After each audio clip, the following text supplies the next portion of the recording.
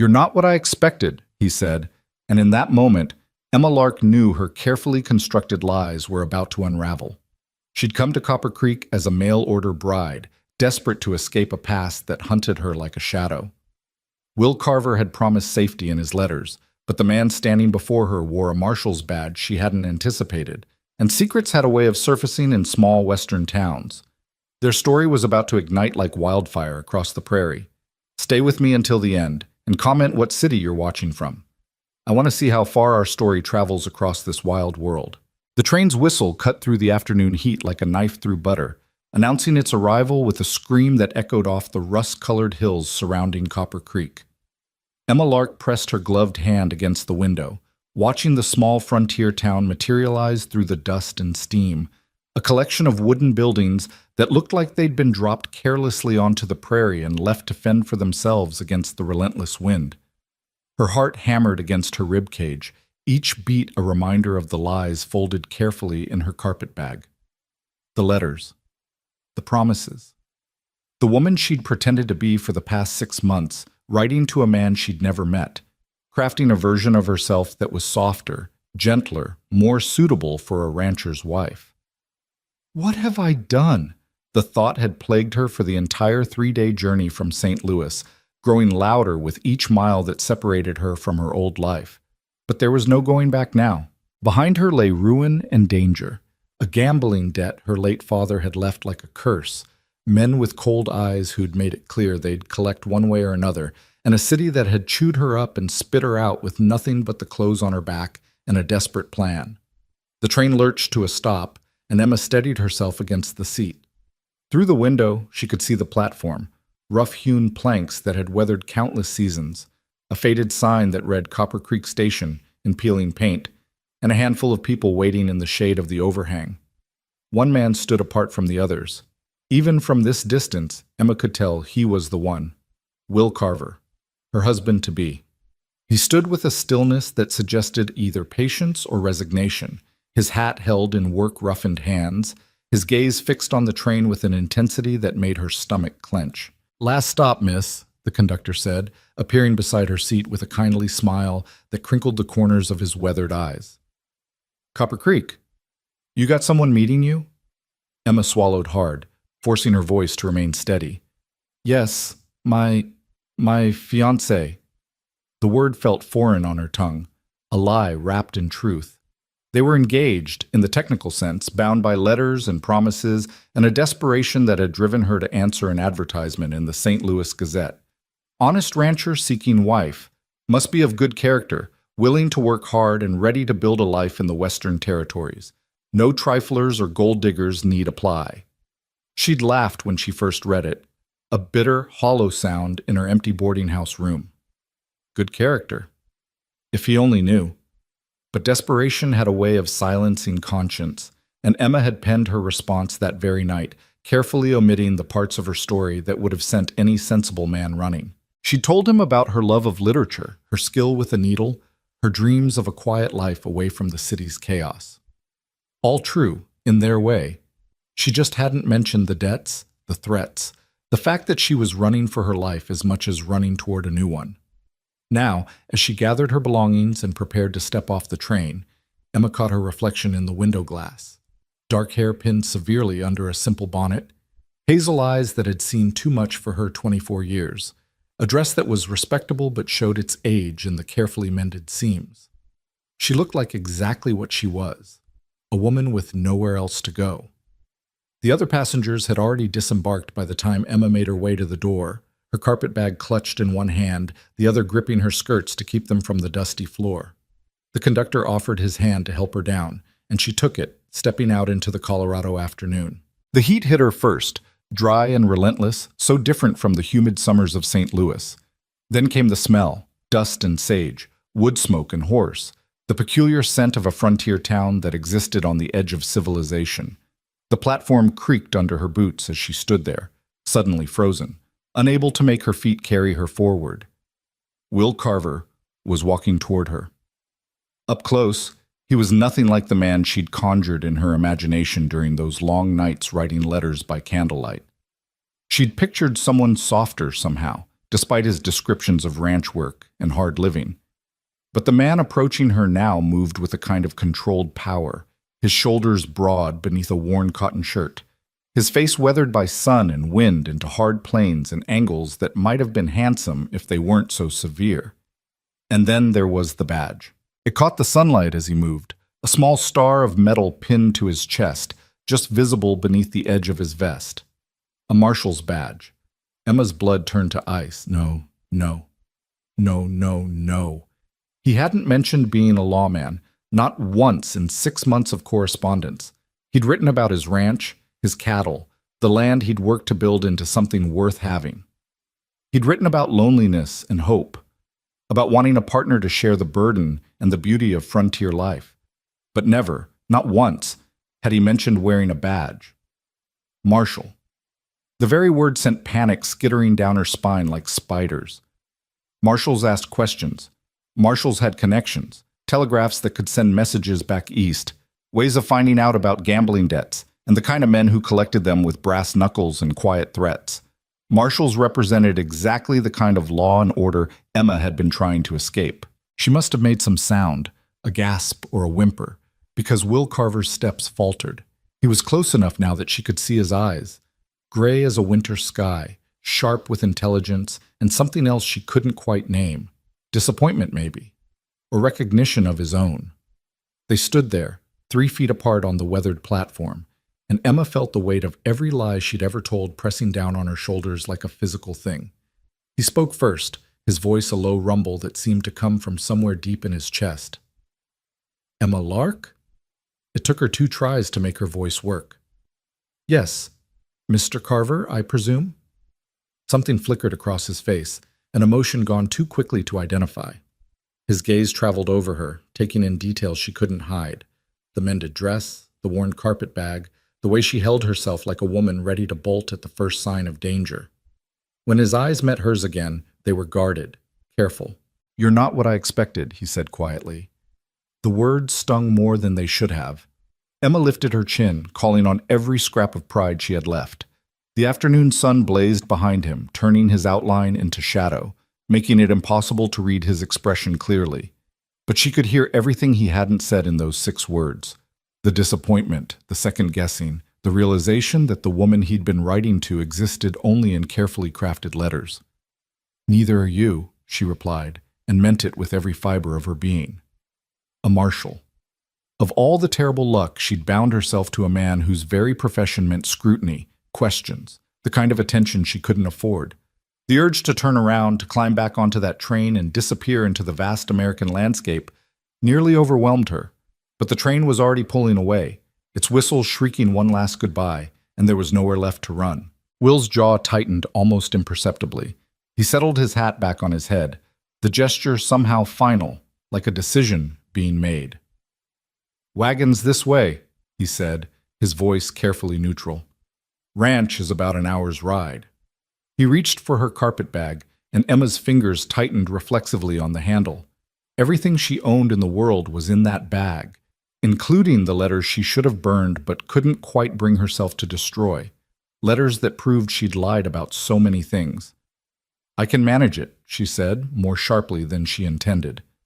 Will's hand dropped back to his side. "Suit yourself."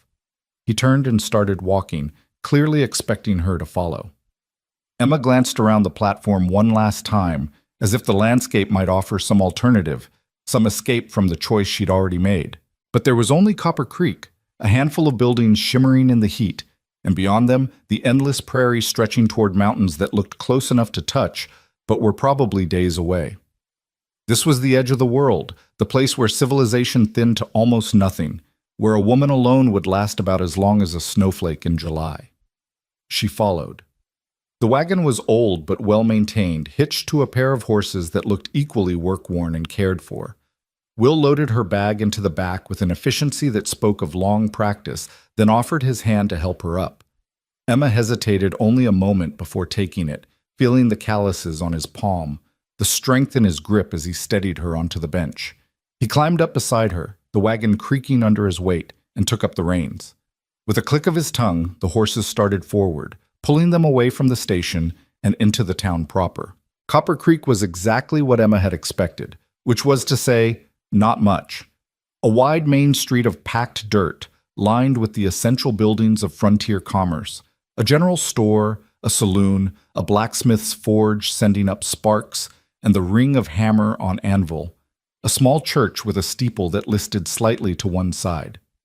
People moved along the boardwalks, pausing to watch the wagon pass with the kind of frank curiosity that made Emma's skin prickle.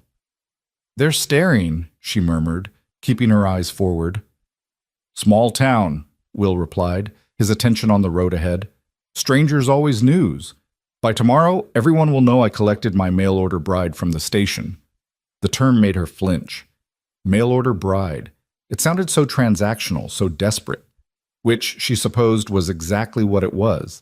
A business arrangement dressed up in the language of courtship. She'd known that when she answered his advertisement, had accepted it as the price of escape. But hearing it spoken aloud made it feel more real, more permanent. "About that," Emma said, gathering her courage. "You didn't mention being a marshal. In your letters." Will's hands tightened slightly on the reins, the only sign he'd heard her. They were passing the edge of town now, the buildings giving way to open land dotted with sage and the occasional hardy tree. "Didn't seem important," he said finally. "It's just a job." "It's not just a job," Emma countered. "It's—" She caught herself before she could say too much, reveal too much. "It's dangerous. So's ranching." He glanced at her sidelong, and Emma felt the weight of his scrutiny like a physical touch. "You scared of lawmen, Miss Lark?" The question hung in the air between them, loaded with implications Emma couldn't afford to examine too closely. "I'm scared of a lot of things, Mr. Carver," she said carefully. "Seems to me that's just common sense out here." Something that might have been approval flickered in his expression. "Fair enough." He returned his attention to the road, and Emma felt some of the tension leave her shoulders. They rode in silence for a while. The only sounds, the creak of the wagon, the steady clip-clop of hooves, and the whisper of wind through the grass. The prairie spread out around them like an ocean, endless and overwhelming, beautiful in a way that made Emma's chest ache. She'd spent her whole life in cities, surrounded by buildings and noise, and people pressed together in desperate proximity. This vast emptiness should have terrified her, but instead she felt something unexpected, a strange kind of peace, as if she could finally breathe after years of holding her breath. "It's beautiful," she said softly, more to herself than to him. Will turned to look at her, and this time his expression was less guarded, almost surprised. "You think so? Most women from back east find it desolate, lonely." "I am from back east," Emma replied, meeting his gaze, "and it is lonely, but that doesn't mean it isn't beautiful." For a long moment they simply looked at each other, and Emma saw something shift in Will's eyes, a reassessment perhaps, or the beginning of curiosity. Then he turned away, clearing his throat roughly. "Ranch is just over the next rise," he said. "It's not much, but it's mine." "Ours," he corrected, the word awkward in his mouth. "If you decide to stay." "If." Emma latched onto that word like a lifeline. It suggested choice, the possibility of escape if things went wrong, but it also suggested that Will Carver was as uncertain about this arrangement as she was, that maybe, just maybe, he had his own reasons for seeking a wife through the impersonal columns of a newspaper advertisement. The wagon crested the rise, and Emma got her first look at what would be her home. The ranch house sat in a shallow valley, sheltered from the worst of the prairie wind by a curve of the land. It was small, maybe 4 rooms, Emma guessed, built of rough-hewn timber that had weathered to a silvery gray. The roof needed work. She could see missing shingles from here. One of the porch posts listed at an angle, and the steps looked treacherous. Behind the house stood a barn in slightly better condition, a chicken coop, and a few outbuildings she couldn't identify. It was, as Will had said, not much, but it was also clearly loved, in a rough frontier way. Someone had planted wildflowers along the porch, scraggly things, but blooming bravely in the harsh climate. The yard was swept clean, and she could see where attempts had been made to repair the porch railing with fresh lumber. It was the home of a man who worked hard, who did his best with what he had. "Like I said," Will's voice was defensive now, "it's not fancy. I've been meaning to make improvements, but between the ranch and the marshal work, there's not much time for— It's fine, Emma interrupted, and was surprised to find she meant it. It's honest work, honest living. That's more than a lot of people have. Will pulled the wagon to a stop in front of the house and set the brake. He didn't move to get down immediately, just sat there staring at the house as if seeing it through her eyes. Your letters made you sound softer, he said quietly. More delicate. I expected someone who'd take one look at this place and burst into tears. Emma's laugh came out bitter. I'm sorry to disappoint you. Didn't say I was disappointed. Will finally turned to face her fully, and Emma found herself trapped by the intensity of his gaze.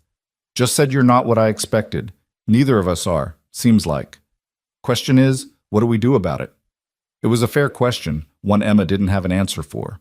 The smart thing, the safe thing, would be to ask him to take her back to town, to find some other way forward that didn't involve lying to a lawman every day for the rest of her life. But intelligence and safety were luxuries she couldn't afford, not with Victor Maddox's hired thugs probably already on her trail, not with nowhere else to go and winter coming on. We try, she said finally. We made promises in those letters, even if we weren't entirely honest about who we were. Seems to me we owe it to ourselves to see if we can make something real out of them. Will studied her for a long moment, and Emma forced herself to hold his gaze, to let him see whatever he needed to see to make this work. Finally, he nodded once, sharp and decisive. All right then, he said. Let's try. He climbed down from the wagon and came around to her side, offering his hand again. This time, when Emma took it, it felt different. Not just assistance, but a kind of compact, a sealing of the bargain they'd just made. His hand was warm and solid, and for just a moment, Emma let herself imagine what it might be like to have someone solid and steady in her corner, someone who didn't demand more than she could give. Then her feet touched the ground, and reality reasserted itself. She was Emma Lark, or at least that was the name she was using now. She was a liar and a fugitive, bound to a lawman by desperate circumstance and carefully constructed fiction. This wasn't a fairy tale. This was survival, pure and simple. Will retrieved her carpet bag from the wagon bed and gestured toward the house. I'll show you around, then get the horses settled. There's a room upstairs you can use. I've been sleeping down here, so there's no need to worry about— Well, he cleared his throat again, color rising in his weathered cheeks. We'll figure out those arrangements as we go. Emma felt her own face heat. In all her desperate planning, she hadn't thought much beyond escaping St. Louis. The reality of what marriage meant, even an unconsummated one, hit her now with the force of a physical blow. She was expected to share this man's life, his home, eventually his bed. The thought made her throat tight with something between fear and an emotion she couldn't name. That's very considerate, she managed, just practical. Will started toward the house, and Emma followed, taking in more details with each step. The porch creaked alarmingly under their weight. The front door hung slightly crooked on its hinges. But inside the house was clean, Spartan, and clearly the domain of a man living alone, but swept and dusted with a care that spoke of discipline, if not domesticity. The main room served as both kitchen and living area, with a cast-iron stove in one corner, a rough-hewn table with two mismatched chairs, and a worn armchair positioned near the fireplace. Hooks by the door held Will's coat and gun belt. Seeing the pistol sent another jolt of anxiety through Emma's system. Lawmen carried guns for a reason. Kitchen's basic but functional, Will was saying, gesturing around the space. Pumps out back for water. I've got chickens for eggs, and there's usually decent hunting this time of year. Root cellars stocked for winter, but we'll need to put up more vegetables before the frost comes. He led her through a doorway to show her a small bedroom, barely large enough for the single bed and dresser it contained.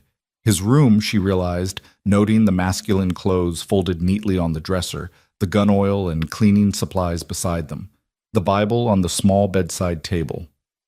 This is, she gestured vaguely. My room. Was my room, Will corrected. Yours now if you want it. I can sleep in the main room easy enough. Used to it from my marshal days, sleeping where I can. They climbed the narrow staircase to the upper floor, which was little more than a loft divided in half. One side held storage, trunks and boxes, spare lumber, Things accumulated over years of frontier living. The other side had been set up as a bedroom, with a brass bed frame that had seen better days, a washstand, and a window that looked out over the prairie. "It's quieter up here," Will said, setting her carpetbag on the bed. "More private. I thought, well, I thought you might like that." Emma walked to the window, looking out at the vast expanse of land painted gold by the lowering sun. Private. Yes, she would need that. Space to think, to plan, to figure out how to maintain her carefully constructed lies in such close quarters with a man whose job was uncovering truth. "It's perfect," she said, and this time she wasn't lying. Will shifted his weight, clearly uncomfortable with domestic arrangements and emotional territory. "I'll leave you to settle in, then. There's water in the pitcher, and I'll bring up some more after I tend the horses. Dinner's usually simple. I'm not much of a cook, but I can manage beans and cornbread, keep us from starving." "I can cook," Emma heard herself say. "It's one of the things I told you that was actually true. I'm a fair hand in the kitchen." Something eased in Will's expression. Relief, maybe, that at least some of what she'd written hadn't been fabricated. "That would be welcome. Supplies are in the kitchen. Help yourself to whatever you need." He turned to leave, then paused in the doorway, his broad shoulders nearly filling the frame. "Emma," he said, not looking at her, "I know this isn't what either of us thought we were getting into, but I meant what I said in my letters, the honest parts anyway. I'm looking for a partner, not a servant, someone to build something with. If you can't be that, if you're just looking for an escape, well, I'd rather know now than find out later when it hurts more." The words hung in the air between them, honest and raw, in a way that made Emma's chest constrict. She wanted to tell him the truth, that yes, she was looking for an escape, that she'd lied about almost everything, that she was using him as a shield against a past that would destroy her if it caught up. But the words stuck in her throat, trapped behind layers of self-preservation and fear. "I'll try to be what you need," she said instead, which was perhaps the most honest thing she'd said since stepping off that train. Will nodded slowly, still not looking at her. "That's all anyone can ask, I suppose. We'll make do, one way or another." Then he was gone, his boots heavy on the stairs, the front door opening and closing with a sound of finality that made Emma sink onto the edge of the bed. She was here. She'd actually done it, fled halfway across the country to marry a stranger, to start a life built on lies and desperation. The insanity of it all crashed over her like a wave, and for a moment she couldn't breathe, couldn't think past the enormity of what she'd set in motion. Emma pressed her hands to her face, feeling the tears that wanted to come but wouldn't. She'd cried herself dry weeks ago when she'd realized there was no other way out. Now there was only forward, only survival, only the slim hope that maybe somehow she could make this work long enough to truly disappear into this vast frontier. Through the window, she could see Will crossing the yard toward the barn, his stride purposeful and strong. A marshal and a rancher, alone out here at the edge of civilization. What had driven him to seek a wife through advertisement? What loneliness or desperation had made him willing to bind himself to a stranger based on nothing more than carefully worded letters and hope?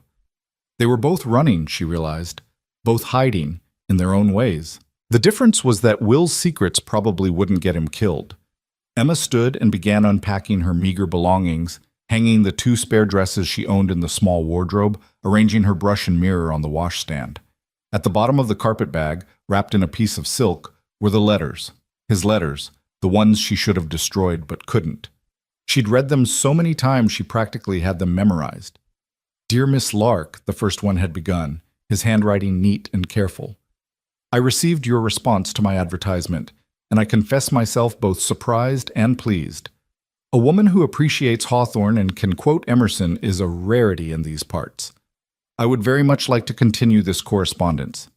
They'd grown more personal from there, trading thoughts on books and philosophy, on dreams and disappointments.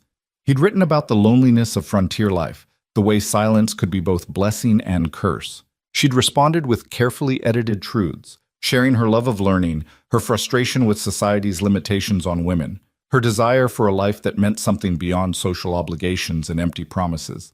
And somewhere in those months of letters, something had shifted. What had started as a desperate plan had become almost real, the imagined connection with this man she'd never met, the hope that maybe she could actually build the life she'd been pretending to want.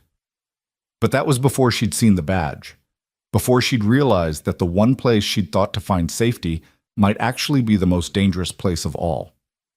A knock on the doorframe made her jump. Will stood there, a bucket of water in his hand, his expression carefully neutral. "Thought you might want to wash up before dinner," he said. "Thank you." Emma took the bucket, careful not to let their hands touch this time. "I'll be down shortly to start cooking." Will nodded but didn't move, his gray eyes searching her face as if trying to puzzle out a difficult problem. "Can I ask you something?" Emma's heart stuttered. "Of course." "Why'd you come here? Really?" The question was gentle, but underneath it, Emma heard the lawman, trained to detect lies, to uncover truth. "I know what you wrote in your letters, but standing here now, looking at you, I keep thinking there's more to it. Something you're not saying." For a wild moment, Emma considered telling him everything, about her father's gambling debts, about Victor Maddox and his cold-eyed collectors, about the threat that had sent her running, but fear closed her throat, trapped the words before they could form. "I wanted a different life," she said carefully. "The city was suffocating me. I wanted space, freedom, a chance to be something other than what society expected. That much was true." It wasn't the whole truth, but it wasn't entirely a lie either, and Emma saw Will weighing her words, deciding whether to push or let it rest. "Fair enough," he said finally. "We've all got reasons for the choices we make. Long as you're here honest, long as you mean to try, that's good enough for me." He turned to leave again, then paused. "One more thing. I'm the marshal of Copper Creek and 3 surrounding townships. It means I'm gone sometimes, chasing down outlaws or settling disputes. When I'm gone, you're alone out here. You know how to shoot?" Emma shook her head. "Then I'll teach you. Tomorrow, after the morning chores. Out here, being able to defend yourself isn't optional. It's survival, for women especially." "All right," Emma agreed, though the thought of holding a gun, of learning to use it, sent a chill down her spine. Will studied her a moment longer, then nodded and headed back downstairs. Emma listened to his boots on the wooden floor, the sound of him moving through the house he'd lived in alone for who knew how long. She poured water from the bucket into the wash basin and splashed her face, letting the cool liquid wash away the dust and sweat of travel. In the small mirror above the washstand, her reflection stared back, pale and drawn, eyes too large in a face sharpened by stress and fear. "You can do this," she whispered to herself. "You have to do this." Because the alternative was unthinkable. Going back meant Victor Maddox, meant the kind of debt that could only be paid in blood or worse. It meant the end of everything, including hope. Emma dried her face and straightened her dress, running her hands over the fabric to smooth the wrinkles. Then she headed downstairs to begin her new life, one careful lie at a time. The kitchen was indeed basic, but Will had been truthful about the supplies. The root cellar held potatoes, onions, carrots, and dried beans. There was flour and cornmeal, salt pork, and a few precious tins of preserved tomatoes. Not abundance, but enough. More than enough by Emma's standards. She set to work with practiced efficiency, her hands finding comfort in familiar tasks. Chopping vegetables, stoking the fire in the cast iron stove, measuring flour for biscuits. Cooking had always been a refuge for her, one of the few skills her mother had insisted she learn before consumption had taken her, leaving Emma alone with a father who loved cards more than his daughter. Will came in as she was sliding the pan of biscuits into the oven, carrying an armload of firewood. He stopped short, surprise flickering across his features as he took in the scene. The pot of stew simmering on the stove, the table set with mismatched plates, the smell of baking bread beginning to fill the small house. "You work fast," he said. Emma shrugged. "Idle hands and all that. Besides, I was hungry." "When's the last time you ate?" The question caught her off guard. "Yesterday morning, I think. On the train." Will's jaw tightened. "Should have thought to offer you something at the station. Sorry." "You didn't know." Emma stirred the stew, not looking at him. "We're strangers, remember? Still figuring each other out." "Suppose that's true." He stacked the firewood beside the stove, then washed his hands in the basin. "Smells good. Been a long time since this house had real cooking in it. They sat down to eat in awkward silence, the scrape of spoons against plates the only sound. The food was good. Emma had always had a knack for making something decent out of simple ingredients, but it sat heavy in her stomach, weighed down by nerves and the surreal reality of sharing a meal with her husband-to-be. "How long have you been a marshal?" she asked finally, needing to fill the silence. 3 years. Took over when old Marshal Daniels retired. Before that, I was just ranching, trying to make this place work. Will broke apart a biscuit, steam rising from the center. Marshal work pays steady, which helps when the cattle don't. Figured I could do both, at least until... Until what? He met her eyes across the table. Until I had a reason to stay put. A family, maybe. Something worth being home for. The implication hung between them, heavy with expectation and hope, and all the ways Emma was already failing to be what he needed. She looked down at her plate, unable to hold his gaze. "The badge," she said carefully. "Does it mean you're always on duty, always watching?" Will was quiet for a long moment. When Emma risked a glance up, he was studying her with that same penetrating intensity that made her feel transparent, as if he could see right through to all her carefully hidden secrets. "It means I uphold the law," he said finally. "Keep the peace. Protect people who need protecting. But I'm not a man who goes looking for trouble where there isn't any, if that's what you're asking." It was, and it wasn't. Emma wanted to know if he'd investigate her past, if he'd start asking questions she couldn't answer. But she couldn't ask that directly without raising the very suspicions she was trying to avoid. "I'm just trying to understand what life will be like here," she said instead. "What I'm getting into." "Honest answer?" Will leaned back in his chair, firelight playing across his features. "Life here is hard. Winters are brutal. The work never ends. And yes, sometimes my marshal duties take me away from the ranch, sometimes into dangerous situations. But I've stayed alive this long by being careful and smart. I don't take unnecessary risks." "And what about me?" The question came out smaller than Emma intended. "What are the risks for me?" Will's expression softened slightly. "I won't lie to you. Being a marshal's wife isn't safe. There are men who'd use you to get to me if they thought they could. That's part of why I'll teach you to shoot, to defend yourself. But Emma, I promise you this. I'll do everything in my power to keep you safe. That's not an empty promise. That's a vow." The sincerity in his voice made Emma's throat tight. Here was this man offering protection to someone who'd lied to him from the first word, promising to keep her safe when he had no idea what he was protecting her from. The guilt of it was almost unbearable. "What if—" she started, then stopped, unsure how to finish. "What if what?" Emma took a breath, choosing her words carefully. "What if I'm not who you think I am? What if the woman in those letters was an ideal I couldn't quite live up to?" Will was quiet, his gray eyes never leaving her face. Then, to her surprise, a ghost of a smile touched his lips. "Emma, I fought in the war. I've seen men at their worst and their best. I've learned that nobody is exactly who they seem at first glance. We're all carrying something, hiding something, trying to be better than we are." He paused. "I'm not asking for perfect. I'm just asking for honest effort. Can you give me that?" The question nearly broke her, because no, she couldn't give him honesty, not the kind he deserved. But effort? That at least she could offer. "Yes," she whispered. "I can try." "Then that's enough for now." Will stood, collecting the plates. "You cooked. I'll clean up. That seem fair?" Emma nodded, grateful for the chance to escape to her room, to process everything that had happened in this impossible day. But as she climbed the stairs, she heard Will's voice, quiet and thoughtful. "Emma, for what it's worth, you're not what I expected either, but maybe that's not such a bad thing." She didn't know how to respond, so she didn't. She just kept climbing, each step taking her farther from the life she'd fled and deeper into the uncertain future she'd chosen. In her room, Emma prepared for bed mechanically, her mind racing.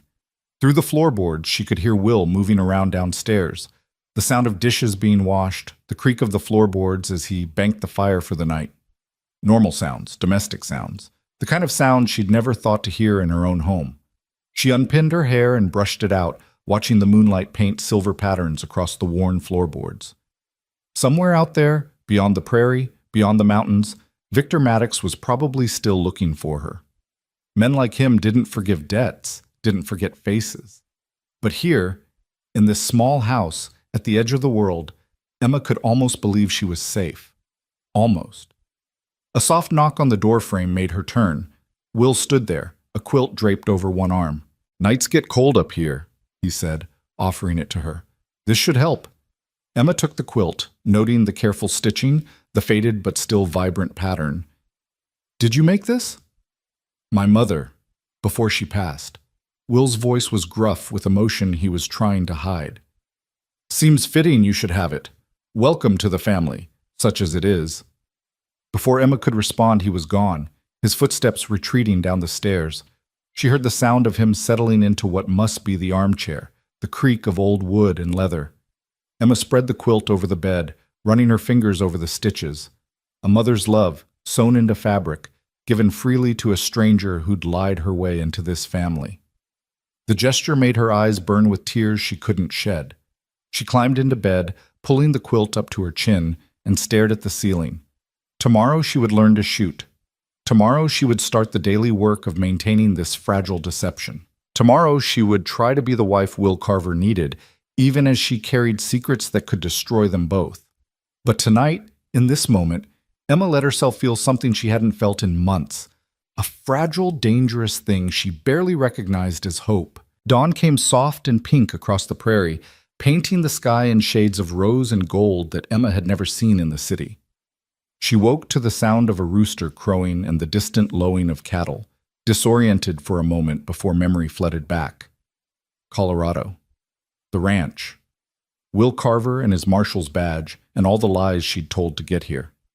She dressed quickly in the dim light, choosing her sturdier dress, the one that had seen better days but could withstand hard work. Her hands trembled slightly as she pinned up her hair, and she paused to press her palms flat against the washstand, forcing herself to breathe slowly. One day at a time. That was all she had to manage. Just one day. Downstairs, she found Will already awake, standing at the stove with his back to her. The smell of coffee filled the small kitchen, dark and bitter, and somehow comforting. He turned when he heard her footsteps, and Emma caught a flash of something in his expression before he schooled it into neutrality. Surprise, maybe, or appreciation. She couldn't tell. "Morning?" he said, his voice still rough with sleep. "Coffee's ready. Figured you might need it after yesterday." "Thank you." Emma poured herself a cup, wrapping her hands around the warm tin. The coffee was strong enough to strip paint, but she drank it anyway, grateful for the heat and the kick of caffeine. "What time do you usually start the day?" "Sunup. Animals don't wait for a man to feel ready." Will moved to the door, shrugging into his coat. "I'll handle the livestock this morning. Give you time to settle in, find your bearings. But starting tomorrow, I'll teach you the routine. Can't have you sitting idle while there's work to be done." Emma bristled slightly at the assumption, though she knew it was fair. "I'm not afraid of work, Mr. Carver." "Will," he corrected, settling his hat on his head. "We're past formalities now, don't you think? And I didn't say you were afraid, just saying there's a learning curve to ranch life. No shame in that." He left before she could respond, the door closing with a soft click. Through the window, Emma watched him cross the yard to the barn, his stride purposeful in the early morning light. There was something almost graceful in the way he moved, despite his size, the economy of motion that came from years of hard physical work. She finished her coffee and set about exploring the kitchen more thoroughly, opening cupboards and drawers, taking inventory of what existed and what was needed. The supplies were basic but adequate. Will clearly knew how to keep himself fed, if not particularly well. She found a sourdough starter in a covered crock, still active despite what must have been weeks of neglect. At least she could make decent bread. Emma was elbow deep in mixing biscuit dough when Will returned, stomping his boots clean at the door. He paused when he saw her working, something unreadable crossing his face. "You don't have to cook every meal," he said. "I can manage." "So can I." Emma shaped the dough with practiced efficiency. "Besides, seems to me a partnership means sharing the load. You handle the livestock, I'll handle the kitchen. Fair trade." Will hung his hat on the hook, considering her words. "Fair enough, But there's more to running a ranch than cooking and feeding animals. I meant what I said about teaching you to shoot. After breakfast, if you're willing." The thought of holding a gun still made Emma's stomach clench, but she nodded. "I'm willing." They ate in companionable silence, the awkwardness of the previous night easing slightly. The biscuits were good, even Will admitted as much, in his spare way, and Emma felt a small swell of pride at the simple accomplishment. At least she could contribute something real to this arrangement. After the dishes were cleared, Will led her outside to a cleared area behind the barn. The morning had warmed slightly, but the air still held the crispness of high-altitude autumn. He'd set up a row of tin cans on a fence post, and he carried 2 guns, his service revolver and a smaller pistol that looked almost delicate in his large hands. "This was my mother's," he said, offering her the smaller gun. "22 caliber, good for learning, less kick than a .45. Emma took it gingerly, surprised by the weight. The metal was cool against her palm, the wooden grip worn smooth by years of use. "Your mother knew how to shoot?" "Had to. My father was gone a lot, freight hauling, then the war. She ran the homestead alone for months at a time with me just a boy. Couldn't afford not to know." Will moved behind her, close enough that she could feel the warmth of him at her back. "Here, let me show you how to hold it properly." His hands covered hers, adjusting her grip, and Emma's breath caught. It was the most intimate contact they'd had, and despite everything, the lies, the fear, the strangeness of it all, she felt something flutter in her chest that had nothing to do with anxiety.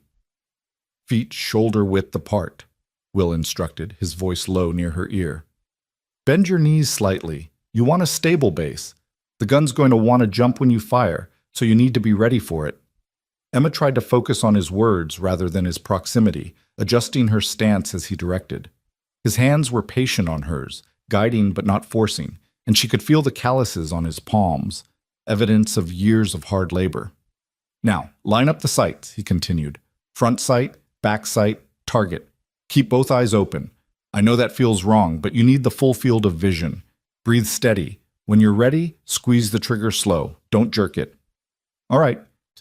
Emma sighted down the barrel, trying to line up the can, wavering in her vision. Her hands were shaking slightly, making it impossible to hold steady. Will's hands tightened over hers, steadying them. "You're nervous. That's normal. But fear makes you tense, and tension makes you miss. Take a breath. Let it out slow. Find the calm in the center of yourself." Emma closed her eyes for a moment, searching for that calm. It was hard to find with her heart hammering and Will's solid presence behind her and the weight of the gun in her hands, but she thought of the prairie at dawn, the vast quiet of it, and something in her settled slightly. "Good," Will murmured. "Now try." Emma opened her eyes, found the sight picture, and squeezed the trigger. The gun barked, a sharp crack that echoed across the prairie, and kicked back into her palm. The bullet went wide, kicking up dust 3 feet to the left of the fence post. But Emma barely noticed the miss. She was too caught up in the visceral shock of it, the noise, the recoil, the sudden understanding of the destruction this small piece of metal could unleash. "Not bad for a first shot," Will said, stepping back to give her space. "You didn't close your eyes or flinch. That's more than most people manage. Try again." Emma raised the gun, her hand steadier now that she knew what to expect. This time she took her time, breathing the way he'd taught her, finding that still place inside. When she squeezed the trigger, the can jumped. Not a direct hit, but close enough to clip the edge and send it spinning. "Better," Will said, and she could hear the approval in his voice. "Keep practicing. A full cylinder's worth, 6 shots.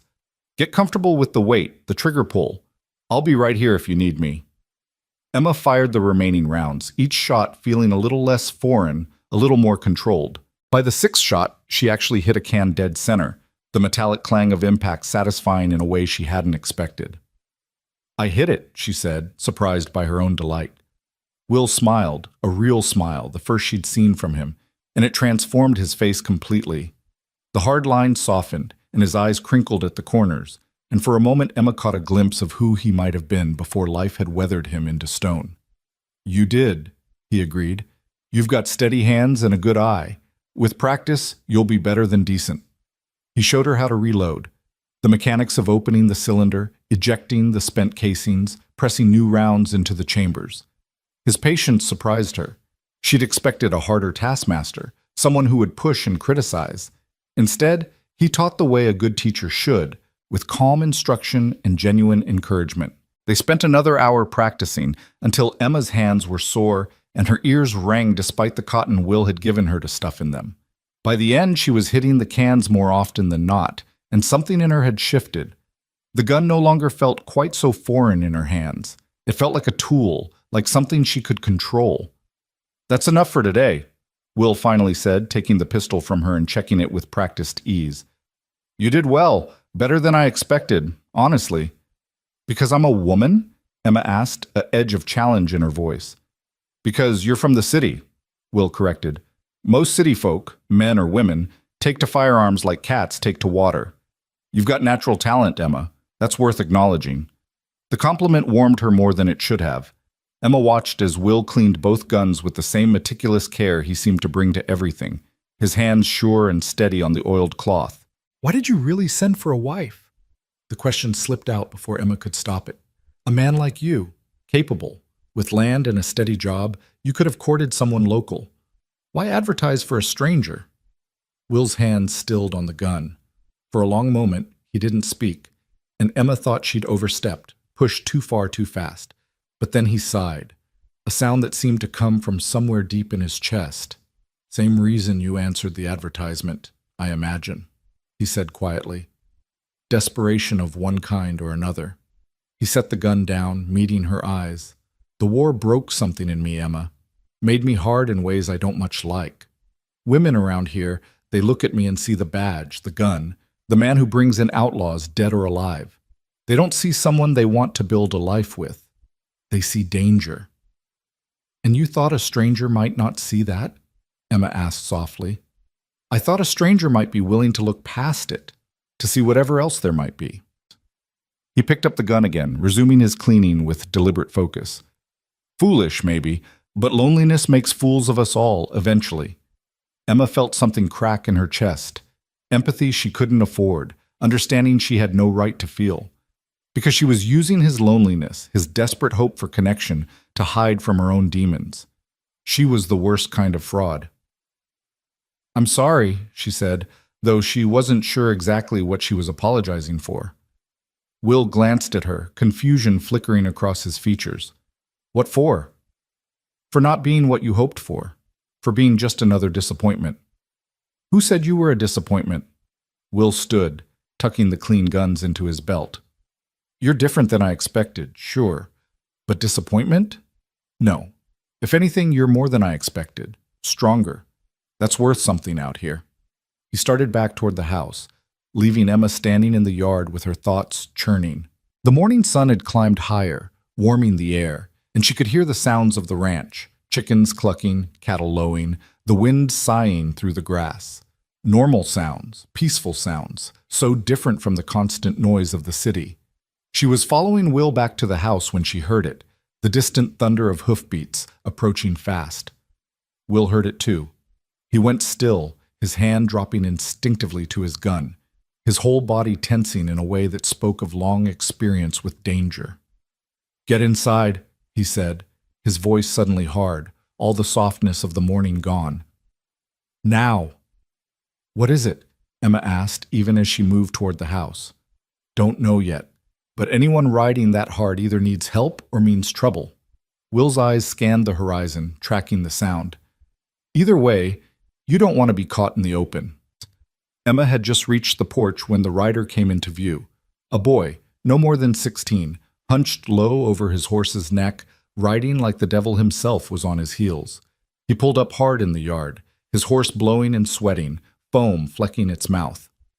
"Marshal Carver," the boy gasped, nearly falling from the saddle. "You gotta come quick. There's been a killing in town. Deputy Hayes sent me to fetch you." Will's face went grim. "Who's dead?" "Sam Porter, sir, the bank clerk. Found him this morning behind the saloon, throat cut ear to ear. Hayes says it looks like robbery, but there's something strange about it, something he wants you to see." Emma felt the blood drain from her face. A killing. Murder. Exactly the kind of thing that would bring scrutiny, questions, the kind of attention she couldn't afford. And Will would have to go. It was his job, his duty. "Saddle my horse," Will told the boy, then turned to Emma. "I have to go. Could be a few hours, could be all day. You'll be all right here?" "I'll manage," Emma said, though her voice sounded thin even to her own ears. Will studied her for a moment, and she wondered what he saw. Fear, certainly, but of what? Of being alone? Or of what his investigation might uncover? "Lock the doors," he instructed. "Don't open them for anyone but me. The rifle's above the mantel, loaded. You remember what I taught you?" Emma nodded, not trusting her voice. "Good." Will hesitated, as if he wanted to say something more, but the boy was already leading his horse from the barn, saddled and ready. "I'll be back as soon as I can." Then he was mounting up, settling his hat low, transforming before her eyes from the patient teacher into something harder, colder, the lawman, the hunter. He wheeled his horse and took off at a gallop, the boy struggling to keep pace, and within moments they were just dust on the horizon. Emma stood on the porch, watching until she couldn't see them anymore, her heart hammering against her ribs.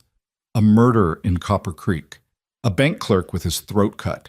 It probably had nothing to do with her, nothing to do with Victor Maddox or the debt she'd fled. Probably just frontier violence, the kind of casual brutality that happened in towns where law was thin and life was cheap. Probably. But Emma had learned the hard way that coincidence was often just danger wearing a disguise. She went inside and locked the door as Will had instructed, then stood in the center of the quiet house, trying to calm her racing thoughts. Sam Porter. The name meant nothing to her. She'd never been to Copper Creek before yesterday, never met anyone in this town. There was no reason for this killing to have anything to do with her past. No reason at all. Except that men like Victor Maddox had reach. They had connections, networks that spread like spiderwebs across the country. They had ways of finding people who didn't want to be found. Emma moved to the window, peering out at the empty yard, the prairie beyond. She was alone here, truly alone, in a way she'd never been in the city. No neighbors within shouting distance, no crowded streets to disappear into. Just her and the vast wilderness and a rifle she barely knew how to use. The hours crawled by with agonizing slowness. Emma tried to occupy herself with housework, sweeping floors that didn't need sweeping, organizing cupboards that were already organized. She made bread because her hands needed something to do, kneading the dough with more force than necessary, trying to work out the anxiety that coiled in her stomach like a snake. By the time the bread was baking, filling the house with its warm, yeasty smell, Emma's nerves were stretched to breaking. She found herself pacing, unable to settle, jumping at every sound. The creak of the house settling, the scratch of windblown sage against the wall, the distant cry of a hawk. She was standing at the window, watching the road for any sign of Will's return, when she saw it. Another rider, approaching from the east. Not Will. This horse was different, lighter in color, and the rider's silhouette was wrong, too lean, too unfamiliar. Emma's hand went to her throat, her pulse suddenly deafening in her ears. The rider was coming straight toward the house, not hurrying, but purposeful, as if he knew exactly where he was going. She backed away from the window, her mind racing. Will had said not to open the door for anyone. But what if this was someone legitimate? A neighbor, another rancher, someone with business at the Carver Ranch? Or what if it wasn't? Emma moved to the mantel, reaching for the rifle Will had said was there. Her hands trembled as she lifted it down, feeling the weight of it, so much heavier than the pistol she'd practiced with that morning. She checked it the way Will had shown her, loaded, ready to fire. The hoofbeats were closer now, entering the yard. Emma moved to the side of the window where she could see out without being clearly visible, the rifle clutched in her hands. The rider was a man, middle-aged, dressed in dusty trail clothes. He had a hard face, weathered and scarred, and when he dismounted, Emma saw the gun belt slung low on his hip, the kind professional gunmen wore.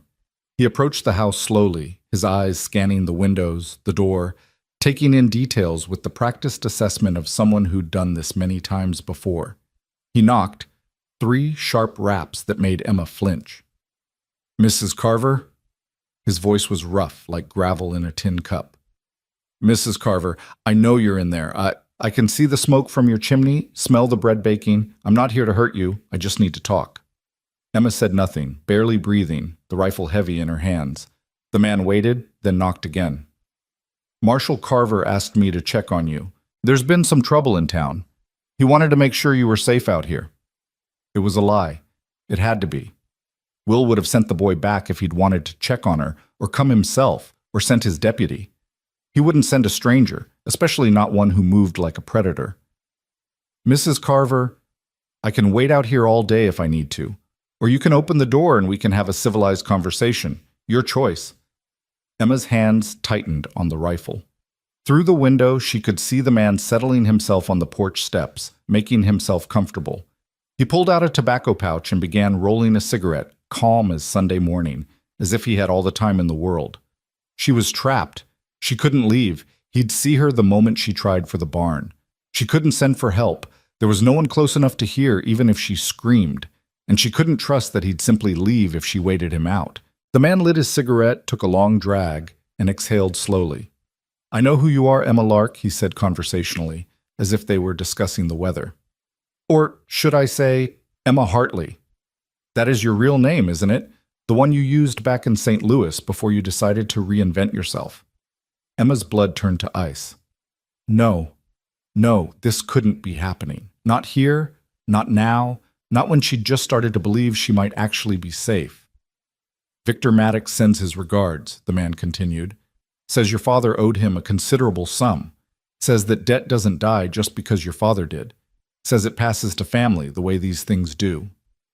Emma's legs went weak. She sank down beside the window, the rifle across her lap, her whole body shaking. This was it. This was the reckoning she'd been running from, catching up to her faster than she'd ever imagined possible. Now Victor's a reasonable man, the stranger went on. He understands you might not have the cash on hand, but he's willing to work something out. All you have to do is come with me. Have a conversation. No one needs to get hurt. No one needs to involve your new husband in this unfortunate business. The threat was clear. Cooperate, or Will would become a target too. Emma closed her eyes, fighting back the tears that wanted to come. She'd done this. She'd brought this danger to Will's doorstep, put a good man in the crosshairs of the kind of evil he couldn't possibly understand. I need an answer, Mrs. Carver, the man said, his voice hardening slightly. And I need it soon. My patience isn't unlimited. Emma opened her eyes, staring at the rifle in her hands. She could shoot him. Will had taught her how. She could open the door and put a bullet in him before he knew what was happening. But then what? Maddox would send others. Men like this didn't work alone. They were the first wave, the warning shot. Killing him would only make things worse, but going with him meant death, or worse than death. It meant everything she'd run from catching up in the most brutal way possible. I'll give you to the count of 10, the man said. Then I'm coming in, and we'll have this conversation on my terms instead of yours. 1, 2. Emma's mind raced, searching for options, for any way out of this trap. She could try to slip out the back, make a run for it across the prairie, but he'd hear her, catch her easily on horseback. She could barricade herself in, hope Will came back before the man broke through.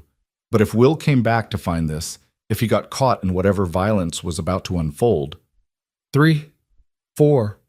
The rifle, the loaded rifle in her hands, the marksmanship Will had praised just hours ago. It wasn't much, but it was something. Emma stood on trembling legs and moved to the door, positioning herself to the side where she'd have a clear shot when it opened. Her hands were slick with sweat, her heart pounding so hard she thought it might burst from her chest. 5, 6. She raised the rifle to her shoulder, sighting down the barrel the way Will had taught her. Breathe, find the calm, squeeze, don't jerk. 7, 8. The sound of hoofbeats made them both freeze. Rapid hoofbeats, multiple horses, approaching fast. Emma risked a glance through the window and felt hope flare painfully bright in her chest. Will. And 2 other men wearing badges, deputies, she guessed, or fellow lawmen from neighboring towns. The stranger on the porch stood quickly, his hand dropping to his gun. But he was outnumbered, and he knew it. Emma watched him calculate the odds, saw the moment he decided discretion was the better part of survival. We'll talk again, Mrs. Carver, he called out, loud enough for her to hear through the door. Real soon. Then he was mounting up, spurring his horse toward the eastern road, riding hard. Will shouted something and one of the other men took off in pursuit, but Emma could already tell it was futile. The stranger had too much of a head start, and his horse was fresh. Will dismounted in a cloud of dust and took the porch steps 2 at a time. Emma, open the door. It's me. Emma's legs wouldn't work. She stood there, frozen, the rifle still raised, her whole body shaking with reaction. Emma, please. I need to know you're all right. The desperation in his voice finally penetrated the fog of shock. Emma lowered the rifle with trembling hands and fumbled with the lock. The moment the door opened, Will was there, his hands on her shoulders, his eyes scanning her face with an intensity that was almost painful. Are you hurt? Did he touch you? The questions came rapid fire, urgent, and beneath the professional concern, Emma heard something else, genuine fear, raw and undisguised. I'm fine, she managed. He just talked. Through the door. Will's jaw clenched. What did he say? Emma's mind went blank. She couldn't tell him the truth, that the man had called her by her real name, mentioned Maddox, made it clear her past had found her. But she couldn't think of a convincing lie, not with Will's gray eyes boring into hers, reading her the way a lawman learns to read people. He said, she swallowed hard. He said he knew I was alone, that there was trouble in town. He wanted me to open the door. It wasn't quite a lie, but it wasn't the truth either, and Emma saw Will's eyes narrow slightly, catching the evasion. But before he could press her, the remaining deputy called from the yard. Marshal, we found something. Will hesitated, clearly torn between his duty and his concern for Emma. You're sure you're all right? You're not hurt? I'm sure. He studied her a moment longer, then nodded reluctantly. Lock the door behind me. I'll be right outside, but lock it anyway. Emma did as he asked, then watched through the window as Will joined his deputy. The man was holding something, a piece of paper it looked like, and whatever was written on it made Will's whole body go rigid. He snatched the paper, read it, then crushed it in his fist with a violence that made Emma flinch. He said something to the deputy, she couldn't hear what, and the man nodded and headed toward the barn. Then Will was striding back to the house, the paper still clenched in his hand, his expression thunderous. Emma unlocked the door before he could knock. Will came inside, kicked the door shut behind him, and stood there for a moment, visibly trying to control his anger. What is it? Emma asked, though she wasn't sure she wanted to know. Will slowly unclenched his fist, smoothing out the crumpled paper. When he held it out to her, Emma felt her heart stop. It was a wanted poster. Old, yellowed with age, the sketch crude but recognizable. And the name at the bottom made her blood run cold. Emma Hartley, wanted for theft and fraud. $500 reward. The silence stretched between them, heavy and damning. Emma couldn't speak, couldn't move, couldn't do anything but stare at the evidence of everything she'd tried to hide. Is it true? Will's voice was quiet, dangerously controlled. Is Emma Lark even your real name? Emma's mouth opened, but no words came out. What could she say? The truth would condemn her. A lie would only make it worse. She was caught, trapped as thoroughly as if the stranger had put her in chains. Emma. Will's voice cracked slightly on her name. I need you to talk to me. I need you to tell me what's going on.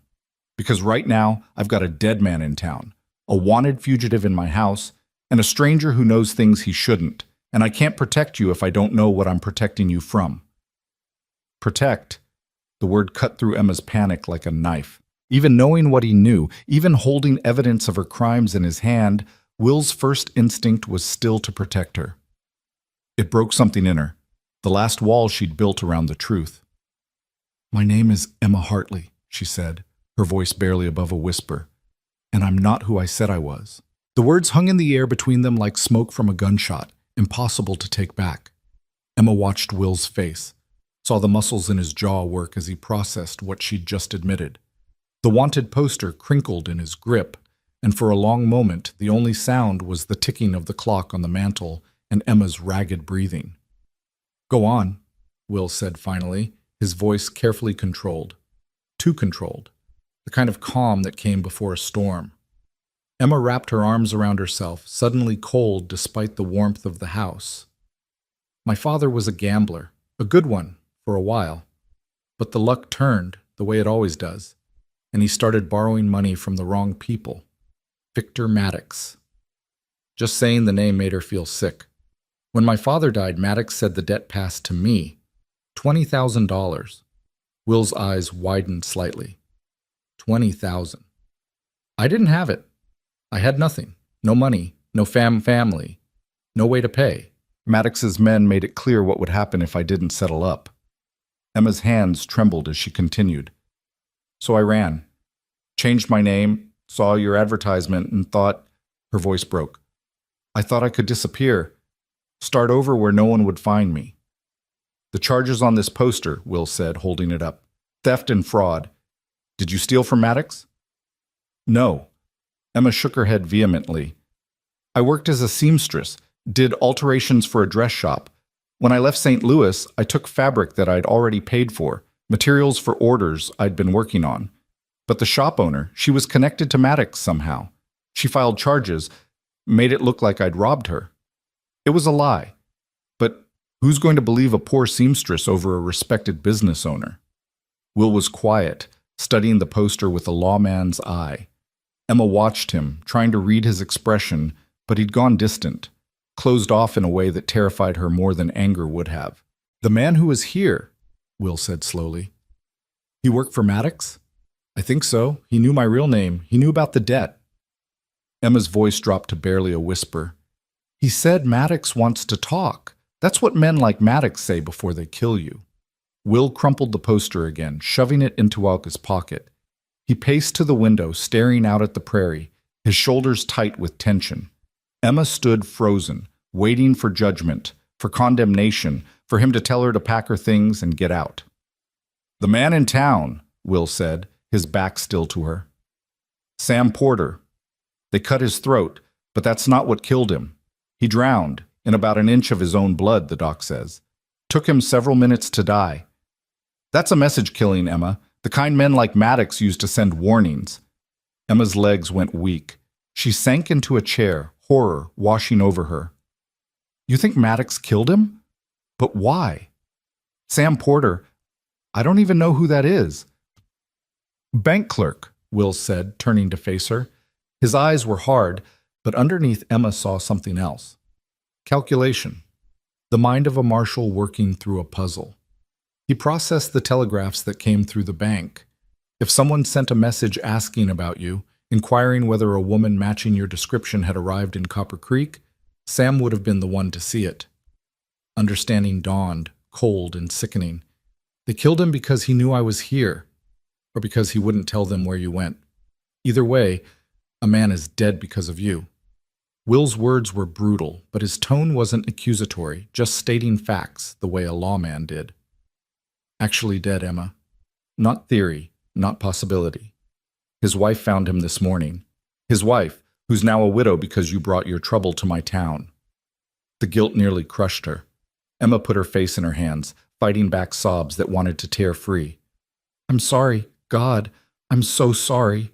I never meant for anyone to get hurt. I just wanted to survive. I know. Will's voice softened slightly. I've seen enough desperate people to recognize it when I see it. You're running scared, Emma. Have been since you stepped off that train. I should have seen it sooner. Emma looked up at him through tears. What are you going to do? The question hung between them, loaded with possibilities. He could arrest her, take her in on the wanted poster charges. He could send her back to St. Louis to face Maddox and whatever fate waited there. He could simply tell her to leave, to take her lies and her danger somewhere far away from Copper Creek. Will crossed the room and dropped into the chair across from her. He looked tired suddenly, the weight of too many hard decisions showing in the lines of his face. Tell me everything, and I mean everything this time, Emma. No more lies, no more half-truths. I can't help you if I don't know what we're dealing with.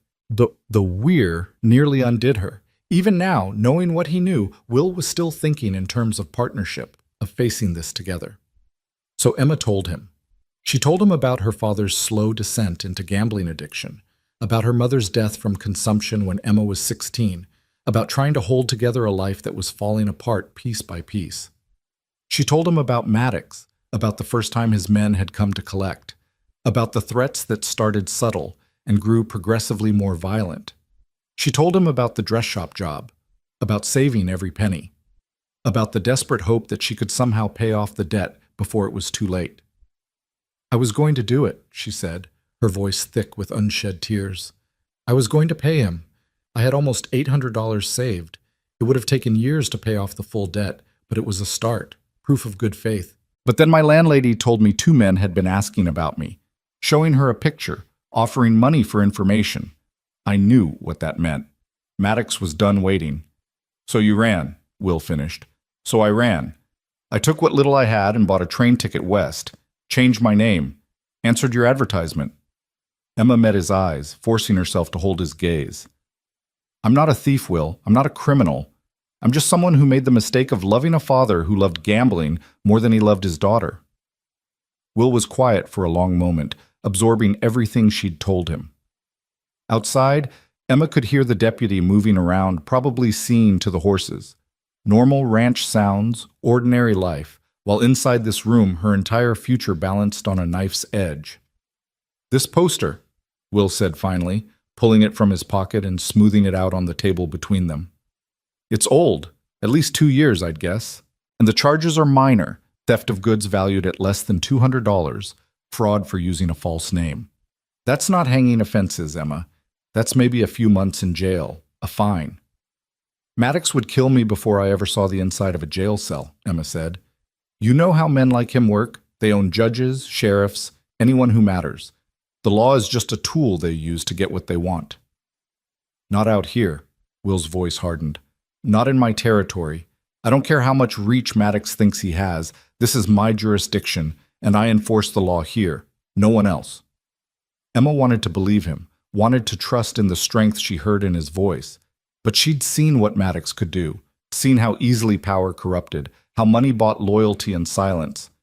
"You're one man, Will. One marshal in a territory too big to control. Maddox has resources, connections.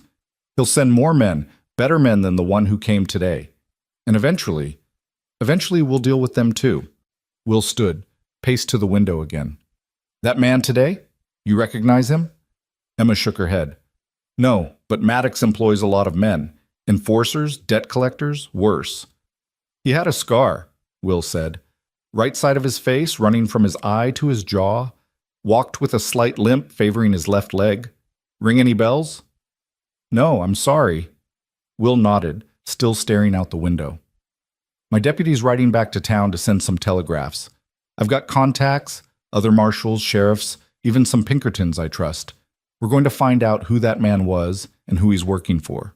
And we're going to get word to Maddox that Emma Hartley died somewhere between St. Louis and Colorado.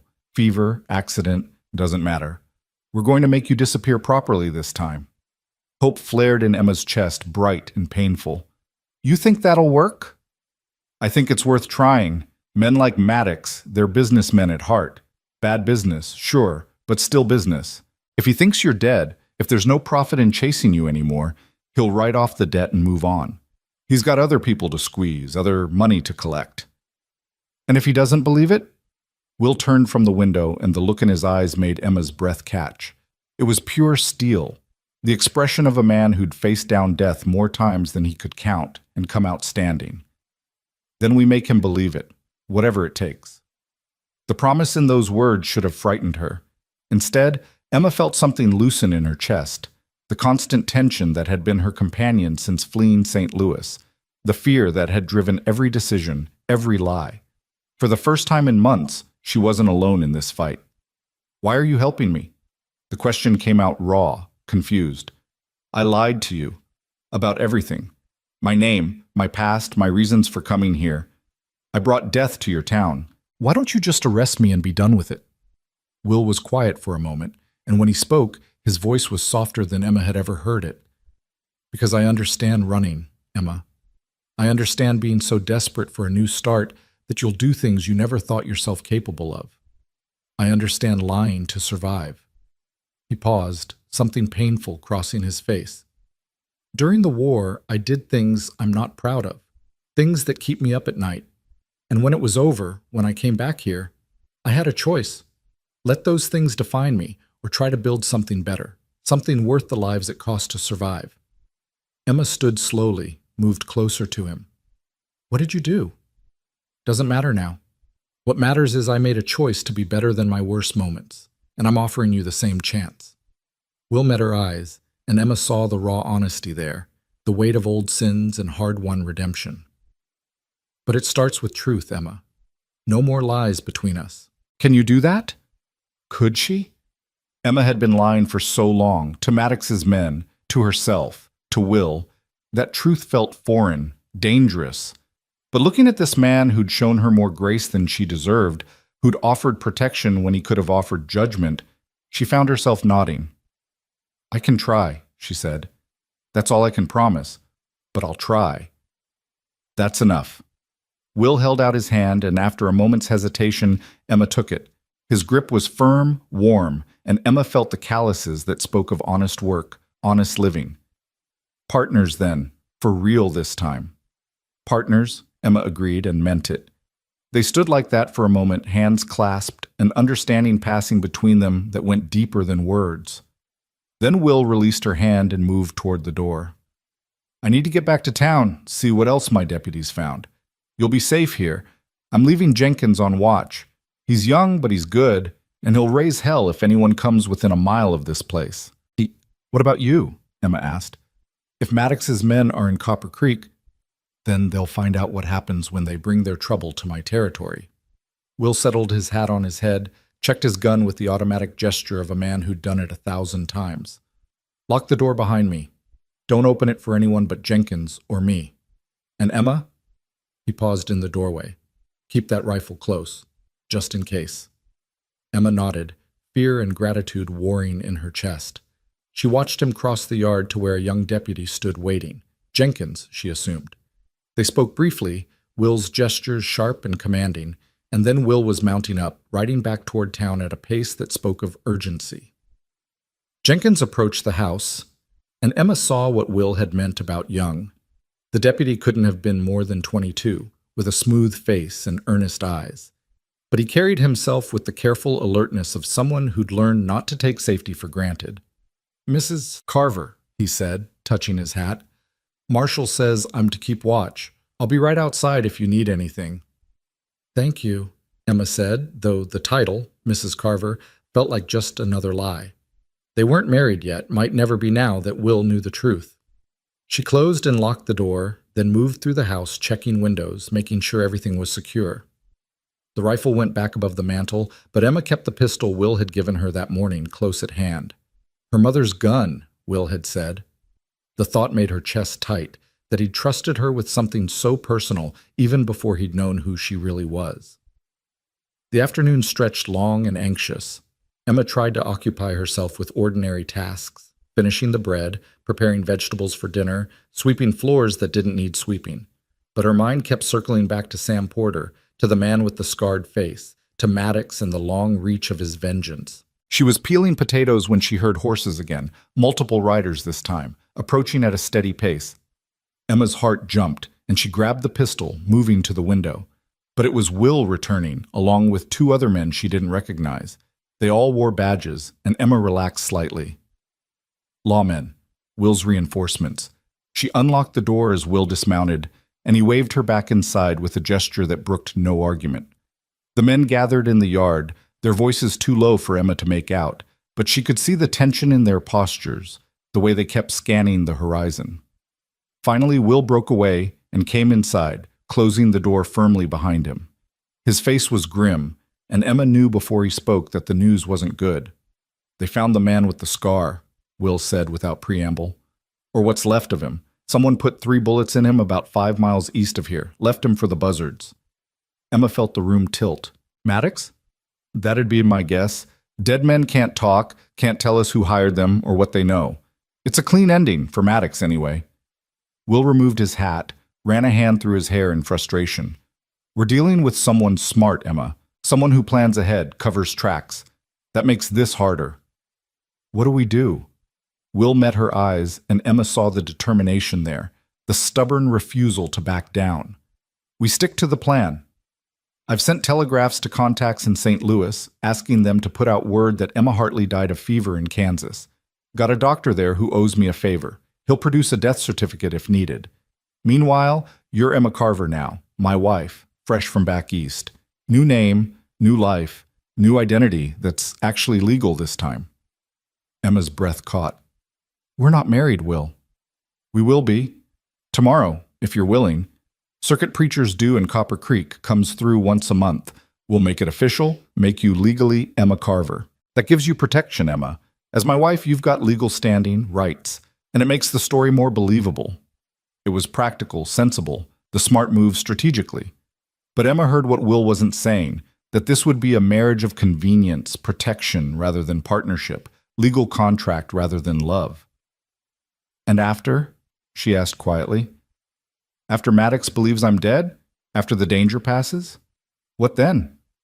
Will was quiet for a long moment. Then we figure it out. Maybe we make it work for real. Maybe we go our separate ways, but either way, you'll be free. That's what matters. Emma wanted to argue, to say that freedom bought with such sacrifice wasn't really freedom at all. But she was tired, so tired of running, of lying, of looking over her shoulder. If Will was offering her a way out, who was she to refuse? All right, she said. Tomorrow. We'll make it official.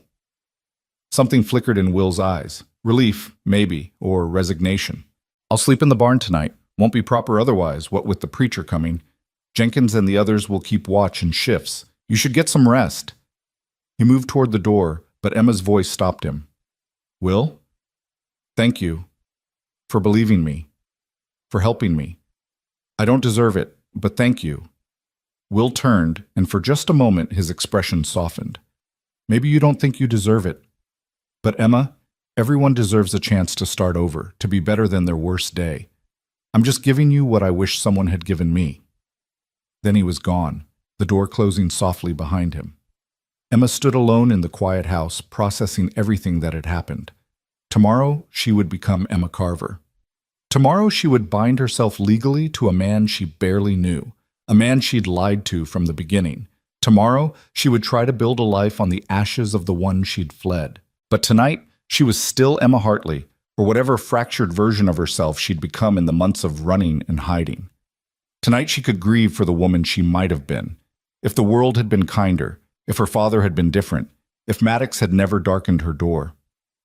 Emma climbed the stairs to her room, exhaustion settling into her bones. She changed into her nightgown and sat on the edge of the bed, staring at her reflection in the small mirror on the washstand. Dark circles shadowed her eyes, and her face looked thin, drawn. She barely recognized herself anymore. A sound from outside made her tense, footsteps on the porch, measured and careful. Emma reached for the pistol on the bedside table, her heart hammering. Mrs. Carver!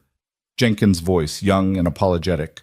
Sorry to disturb you, ma'am. Just doing rounds, making sure everything's secure. You all right in there? Emma exhaled slowly. I'm fine, Deputy. Thank you for checking. Yes, ma'am. I'll be right outside if you need anything. Try to get some rest. Rest. As if sleep were possible with everything churning in her mind. Emma lay back on the bed, staring at the ceiling, counting the knots in the wood planks overhead. Somewhere out there, Maddox was hunting her. Somewhere out there, men were dying because she'd been desperate enough to run. And tomorrow she would marry a man who deserved better than a wife built on lies and desperation. But maybe, and this was the thought that kept circling back, persistent as a prayer, maybe Will was right. Maybe everyone deserved a chance to be better than their worst moments.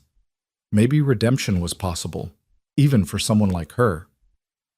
Emma closed her eyes, and for the first time in months, she let herself imagine a future that didn't involve running. She imagined learning to really shoot, to ride, to work this land beside a man who'd shown her more grace than she'd ever known. She imagined becoming Emma Carver in truth, not just in name. She imagined being worthy of the protection Will offered, of the trust he placed in her despite everything. It was a fragile dream, as insubstantial as morning mist, but it was something, and right now something was more than she'd had in a very long time. Sleep came eventually, fitful and full of shadows. Emma dreamed of running through endless prairie, of hands reaching for her that she could never quite escape, of a voice calling her name. Emma, Emma. But she could never tell if it was Maddox or Will or some ghost of her former self. She woke to gray dawn light and the sound of roosters crowing. For a disoriented moment, Emma couldn't remember where she was. Then it all came flooding back.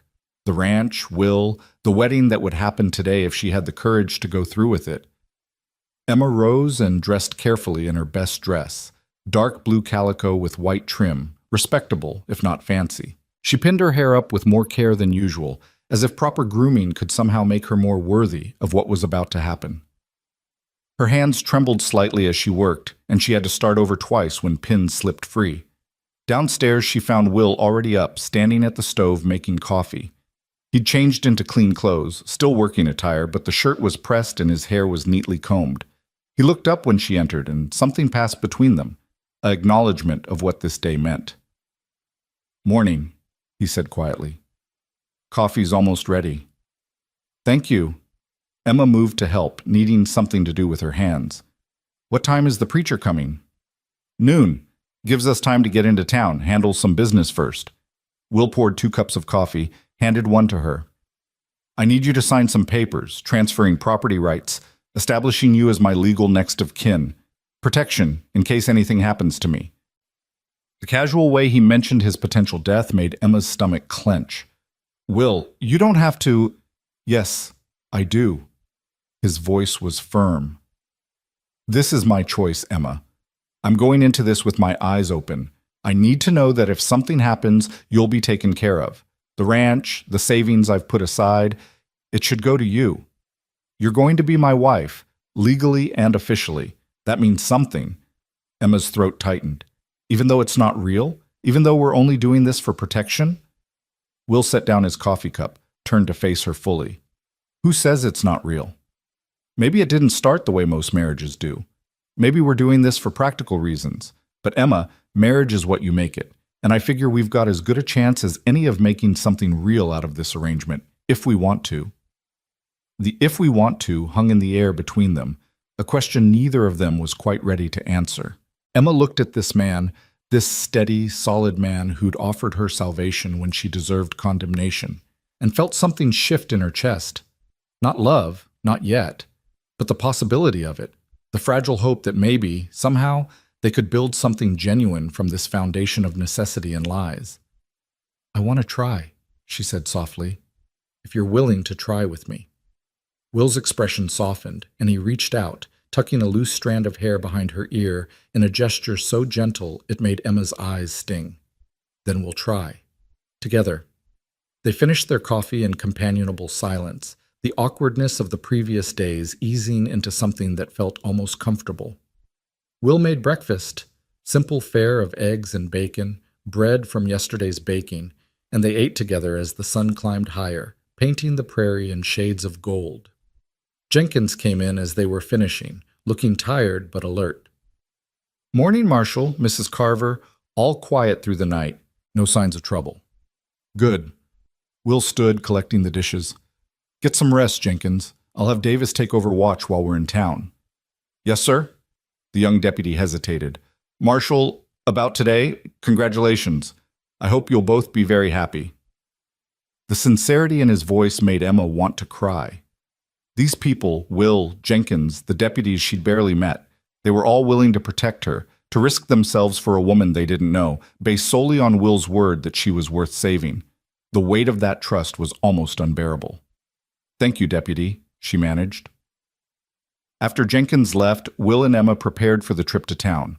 Will hitched up the wagon while Emma gathered what few possessions she'd brought with her, the deed to her non-existent property back east that she'd forged, the letters Will had written that seemed like artifacts from another lifetime, the small stash of money she'd managed to save. She was tucking the letters carefully into her bag when Will appeared in the doorway. His eyes went to the papers in her hand, and Emma saw recognition dawn. "You kept them," he said. "The letters I wrote." Emma felt her face heat. "I meant to burn them. They were evidence of the deception. But I couldn't. They were the only honest thing in my life, even if my responses were lies." Will moved into the room, took the letters gently from her hands. He flipped through them, his expression unreadable. You know what's strange? I kept yours too. Tied them with string, put them in the drawer by my bed. Read them over when the loneliness got too heavy. Even though I lied? The feelings were real, even if the facts weren't. I could tell you were lonely, scared, looking for something better. That part was true, wasn't it? You just left out the details of why. Emma nodded, not trusting her voice. Will handed the letters back to her. Keep them. Maybe someday we'll read them together and laugh about how two desperate people found each other through newspaper advertisements and careful fabrication. Or maybe we'll burn them together, start fresh with nothing but truth between us. Either way, they're part of our story now. Our story. The words settled over Emma like a blessing she hadn't earned but desperately wanted to deserve. They rode to Copper Creek in the wagon, the morning bright and clear, the prairie stretching endlessly in all directions. Will drove with practiced ease, and Emma found herself studying his profile, the strong line of his jaw, the way his eyes constantly scanned the horizon, alert for danger even in peaceful moments. This was a man shaped by war and loss, by hard choices and harder consequences. And somehow, impossibly, he'd chosen to stand beside her. Copper Creek was busier than when Emma had first arrived. The main street bustled with Saturday activity, ranchers in for supplies, women shopping, children chasing each other between buildings. People called out greetings to Will as they passed, and Emma saw the respect in their faces, the trust they placed in their marshal. Will pulled the wagon up in front of a small office with Land Registry and Legal Services painted on the window. Inside, a clerk waited with papers already prepared.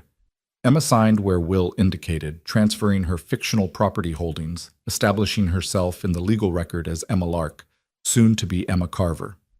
Each signature felt like a nail in the coffin of her old life, sealing away Emma Hartley forever. That's done then, the clerk said, blotting the final signature. Congratulations on your upcoming nuptials, Marshal. Mrs. Carver, you're a lucky woman. Yes, Emma said, and found she meant it. I am. They stepped back into the sunlight, and Will checked his pocket watch. Hour until the preacher arrives.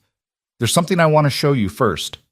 He led her down the street to the general store, but instead of going inside, he guided her around back to where a small cottage sat, neat and well-maintained with a garden plot beside it. This is Sarah Porter's place, Will said quietly. Sam's widow. I need to check on her, make sure she's managing. It won't take long. Emma's guilt surged fresh and sharp. Will, I can't. She's a widow because of me. She's a widow because someone murdered her husband. That's not on you, Emma. Will's voice was firm.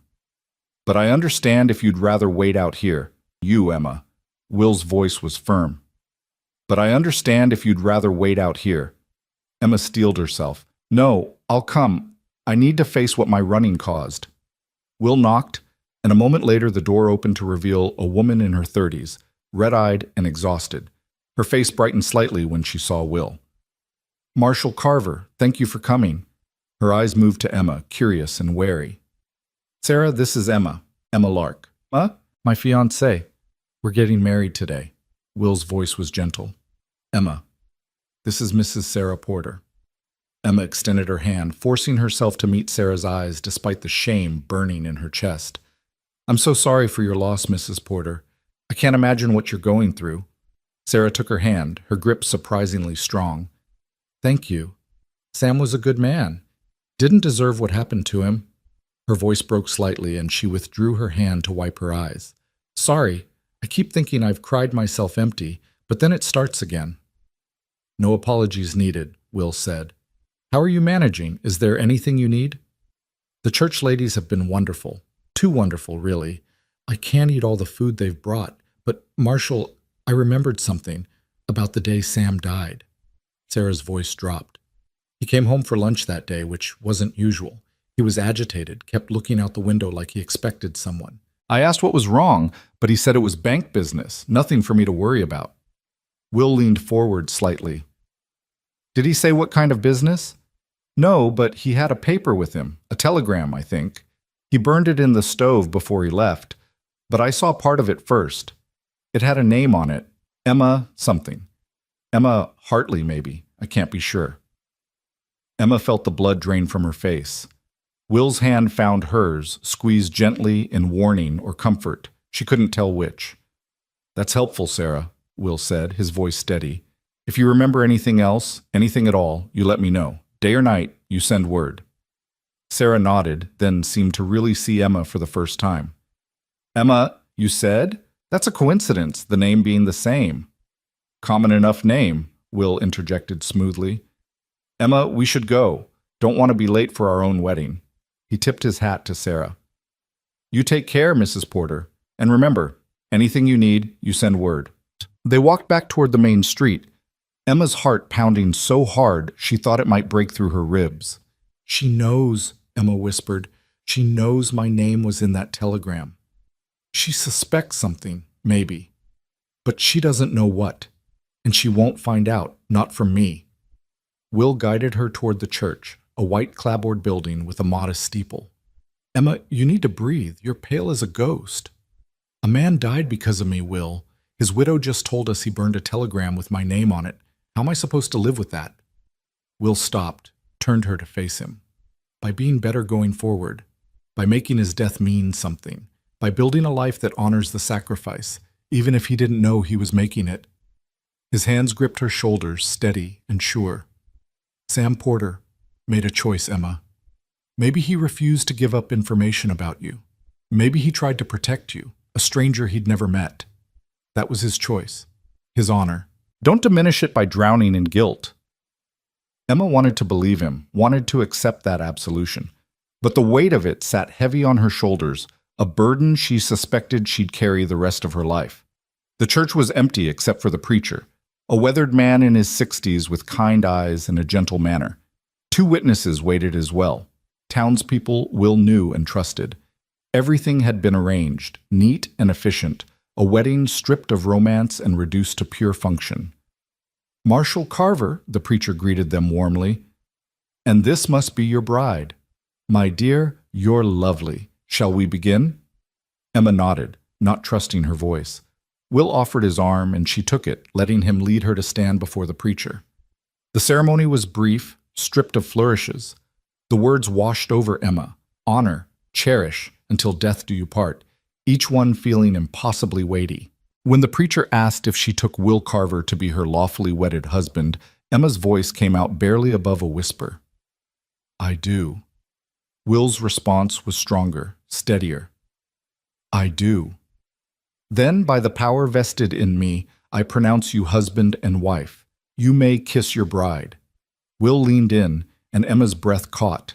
But the kiss was chaste, respectful, a brief press of lips that sealed their vows without presuming more intimacy than they'd earned. When he pulled back, Emma saw something in his eyes that made her chest tight. Not love, not yet, but promise. The possibility of it. They signed the license, the witnesses added their names, and just like that, Emma Hartley ceased to exist in the eyes of the law. Emma Carver took her place, a woman with a clean slate, a fresh start, and a husband who knew the worst of her and chose to stand beside her anyway. Outside the church, a small crowd had gathered, townspeople who'd heard about the marshal's wedding and come to witness it. They called out congratulations, and Emma forced herself to smile, to accept their well wishes with grace she didn't feel. "Speech Marshal," someone called out. "Tell us how you won such a pretty bride." Will held up his hand, quieting the crowd. "No speech needed. I'm a lucky man, that's all there is to it. Now, if you'll excuse us, I'd like to take my wife home." My wife. The words sent a shiver through Emma, fear and hope tangled together so tightly she couldn't separate them. They climbed into the wagon, and Will drove them out of town, the afternoon sun warm on their shoulders. Emma waited until Copper Creek was behind them before she spoke. "What happens now?" Will didn't look at her, his attention on the road ahead. "Now we go home. We live our lives. We wait to see if Maddox believes you're dead, and we try to make something real out of this marriage, if that's what we both want. And if Maddox doesn't believe it, if he keeps coming, then we deal with it, together." Will finally turned to look at her, and Emma saw the determination in his face, the stubborn refusal to surrender. "You're my wife now, Emma. That means something to me. It means I protect what's mine, no matter what comes. You understand?" Emma nodded, her throat too tight for words. This man, this good, stubborn, impossibly brave man, had just bound himself to her, knowing full well the danger it brought. And he'd done it anyway, without hesitation, without complaint. "Will," she said softly, "I'm going to spend the rest of my life trying to be worthy of what you've given me today. I promise you that." "Just be honest with me," Will replied. "That's all I ask. No more lies, no more secrets. We face whatever comes together, with truth between us. Can you do that?" Emma thought about the lies she'd told, the secrets she still carried, the fear that lived in her bones, the guilt that would haunt her dreams. But she also thought about the man beside her, about the chance he'd given her, about the life they might build if she had the courage to try. "Yes," she said, "I can do that. I will do that." Will's hand found hers, rough and warm and steady. "Then we'll be all right. Whatever comes, we'll face it." They rode in silence for a while, hands clasped, two people who'd found each other through desperation and deception, but might yet find something genuine in the aftermath. The prairie stretched endlessly around them, vast and beautiful and unforgiving. But for the first time since fleeing St. Louis, Emma didn't feel alone in facing it. She had a husband now, a home, a name that was hers by law and vow. It wasn't the fairy tale she'd dreamed of as a girl, wasn't the romance her mother had whispered about before consumption stole her voice, but it was real, solid, something she could build on. And maybe, just maybe, that was enough. The ranch felt different when they returned that afternoon, not in any physical way, but in the weight of what it now represented. This wasn't just Will's homestead anymore. It was their home, bound by legal vows and witnessed promises. Emma climbed down from the wagon, her new husband's hand steadying her, and looked at the weathered house with fresh eyes. She was Emma Carver now. This life was hers to claim, if she had the courage. Will unhitched the horses without a word, the comfortable silence between them speaking of exhaustion more than contentment. The day had been long, emotionally draining, and Emma could see the tension still coiled in his shoulders, despite the wedding being done. He was a man on alert, always watching, and she realized with a pang that her presence had doubled his burden rather than easing it. "I'll start dinner," Emma said, needing something practical to anchor herself. "Don't fuss on my account. Cold biscuits would do fine." Will led the horses toward the barn, then paused. "Emma, about tonight, the sleeping arrangements. I meant what I said before. I'll take the chair downstairs until we figure things out properly." Heat crept up Emma's neck. In all the chaos and fear, she'd barely thought about the intimate reality of marriage. They were husband and wife in the eyes of God and the law, but strangers still in every way that mattered. "That doesn't seem fair. You've given up so much already." "Fair's got nothing to do with it. I won't rush you into something neither of us is ready for."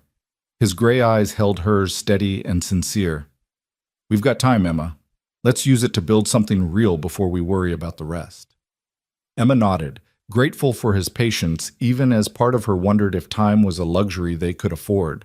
Somewhere out there, Maddox was hunting ghosts, and ghosts had a way of becoming real again when you least expected it. She went inside and set about making a proper meal despite Will's protests. Roasted chicken from the coop, potatoes, early squash from the struggling garden she'd noticed behind the house. Cooking steadied her, gave her hands purpose, and her mind a reprieve from the constant anxiety. By the time Will came in, smelling of horse and hay, the kitchen was warm with the scent of home. They ate at the small table, the lamplight casting gentle shadows across Will's face. Emma found herself studying him when she thought he wasn't looking, the way his shoulders curved slightly forward from years of hard labor, the small scar above his left eyebrow, the careful way he chewed his food as if savoring something he'd learned not to take for granted. "This is good," he said quietly. "Best meal I've had in this house since my mother passed. Thank you." "You don't have to thank me for cooking. I meant what I said about partnership." Will set down his fork, his expression thoughtful. "Partnership's a two-way road, Emma. I've been thinking about that. About what you bring to this arrangement besides just needing protection. You're educated, well-spoken, capable. Those aren't small things out here." "I can't rope cattle or fix a roof," Emma pointed out. "But you can read and write better than most. You can keep accounts, handle correspondence, manage the household finances. Those skills matter, maybe more than you realize. Will leaned back in his chair. Truth is, the ranch work is only part of what I do.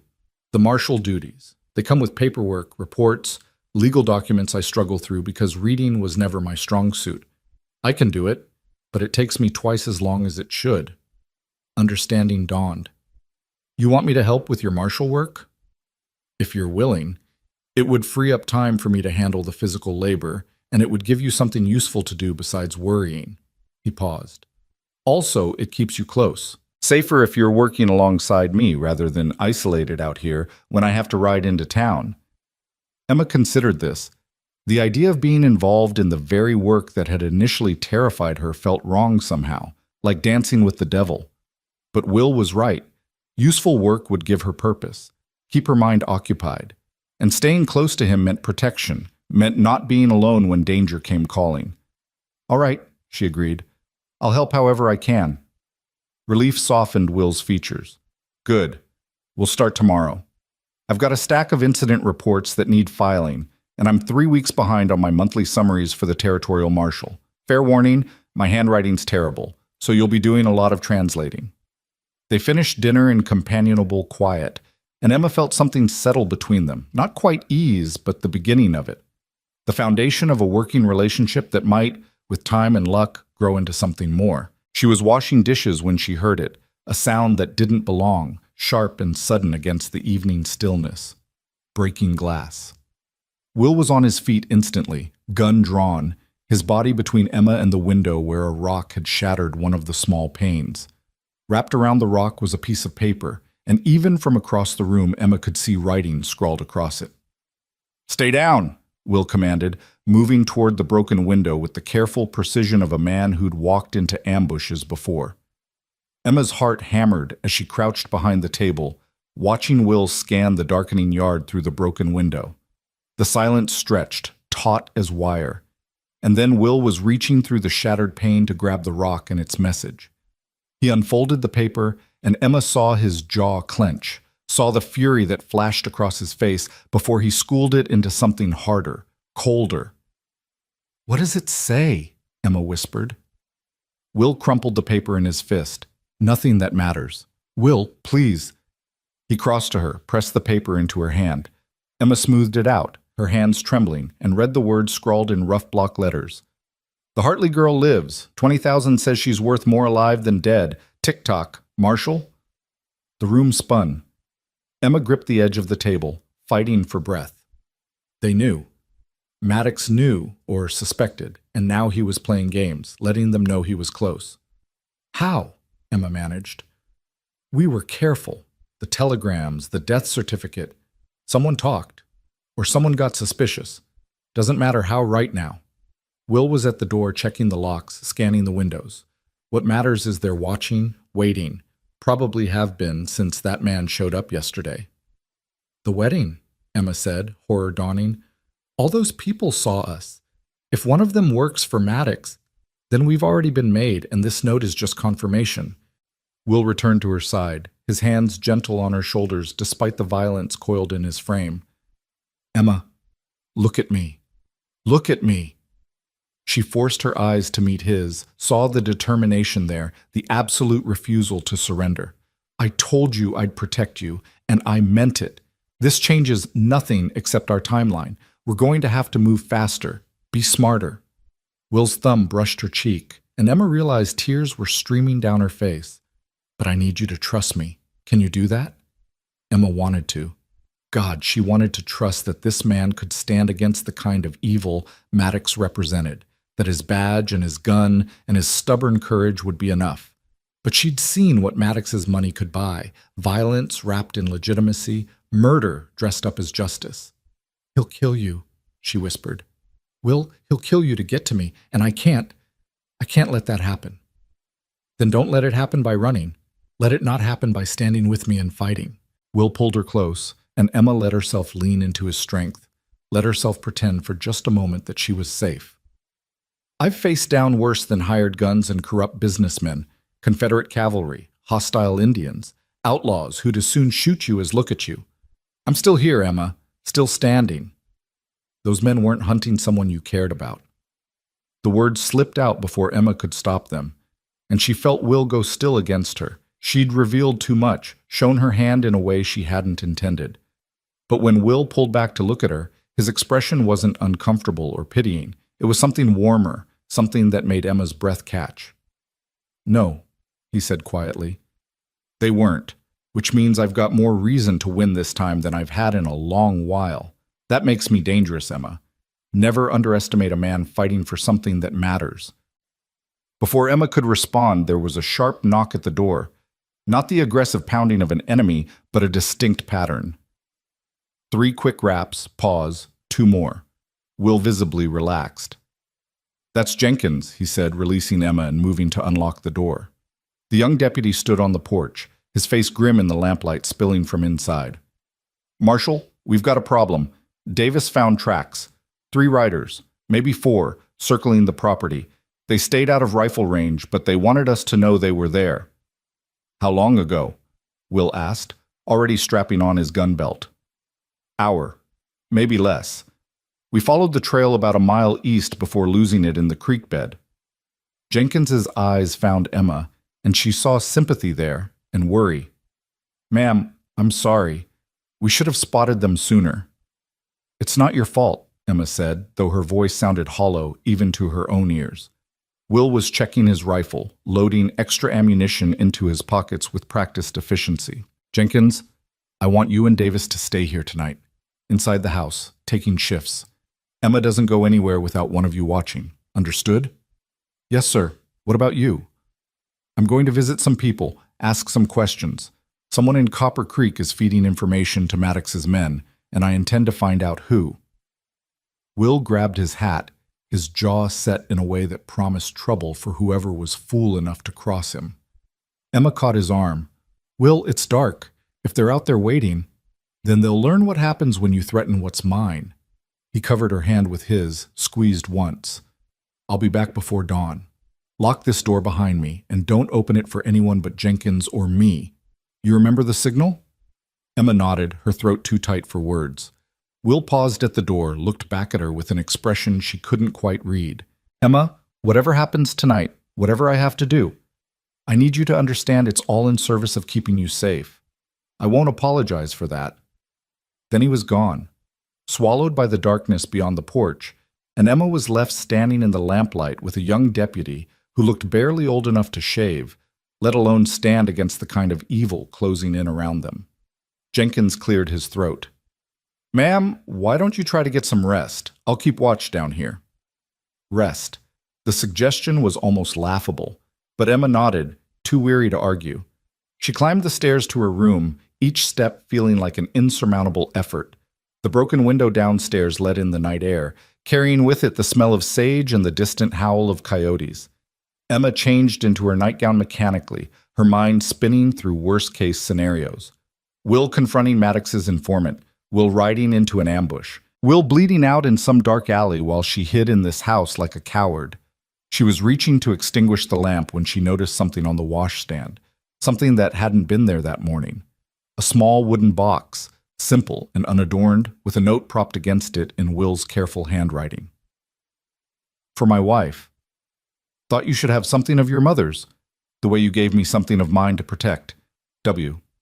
Emma opened the box with trembling fingers. Inside, nestled in faded velvet, was a delicate gold locket on a fine chain. She opened it and found 2 tiny portraits, a stern-faced man with Will's eyes and a gentle woman with a soft smile. His parents. The gift overwhelmed her. This was a family heirloom, something precious and irreplaceable, and Will had given it to her despite knowing the truth of who she was and what she'd done. Emma fastened the chain around her neck, feeling the weight of the locket settle against her heart like a promise. She extinguished the lamp and lay in the darkness, one hand wrapped around the locket, listening to Jenkins moving around downstairs. The house creaked and settled around her, familiar sounds made sinister by fear and imagination. Every noise became a threat, the wind rattling the windows, the scratch of branches against the siding, the distant thunder of hoofbeats that might be real or might be terror manifesting in sound. Hours crawled by. Emma dozed fitfully, her sleep plagued by nightmares. Maddox's face looming out of darkness, Will lying dead in the street, the stranger with the scarred face laughing as he reached for her. She woke gasping more than once, her nightgown soaked with sweat despite the cool night air. It was during one of these wakeful periods that she heard it, voices downstairs, low and urgent. Emma crept to the top of the stairs, straining to hear. "Can't be sure it was him," Jenkins was saying. "Could have been anyone." "It was him." Will's voice rough with exhaustion and anger. "I found where he's been staying, boarding house on the edge of town. Left in a hurry, probably an hour before I got there. But he left evidence behind, stupid or arrogant, I'm not sure which." "What kind of evidence?" There was a pause, then the sound of paper rustling. "Telegraph receipts. 5 of them. All sent to St. Louis over the past week. All addressed to Victor Maddox." Emma's blood ran cold. 5 telegrams. Someone had been reporting her every move to Maddox since before she'd even arrived in Copper Creek. "Who was sending them?" Jenkins asked. Will's answer was grim. "Thomas Brennan, the telegraph operator." Emma remembered the name vaguely. She'd seen it on a window in town, part of the services offered at the general store. The telegraph operator. Of course, he would have seen every message coming in or going out, would have been perfectly positioned to intercept information about Emma's arrival and report it back to Maddox. "What do you want to do, Marshal?" Jenkins asked. "Find him. Bring him in for questioning. And Jenkins, when we do find him, I want to know everything. Who hired him? How much they paid? What else he knows about Maddox's operation out here?" Will's voice dropped to something dangerous.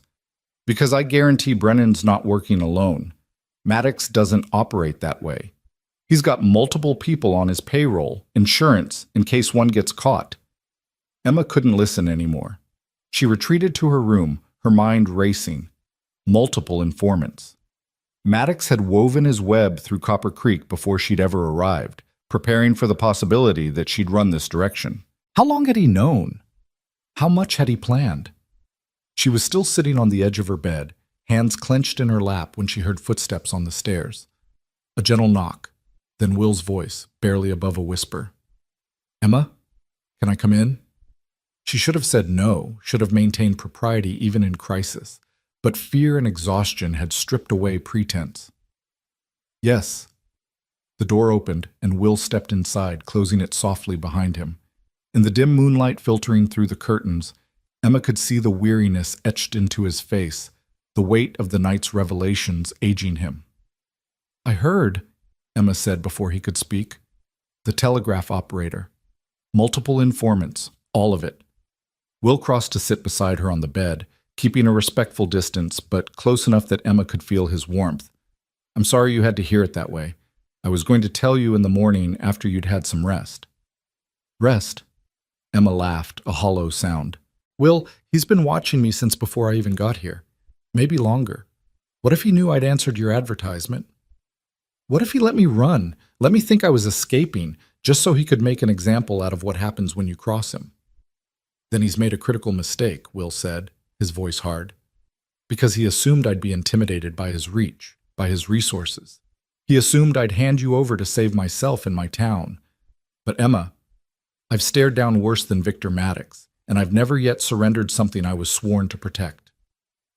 Emma turned to look at him, this man who kept offering her salvation she didn't deserve.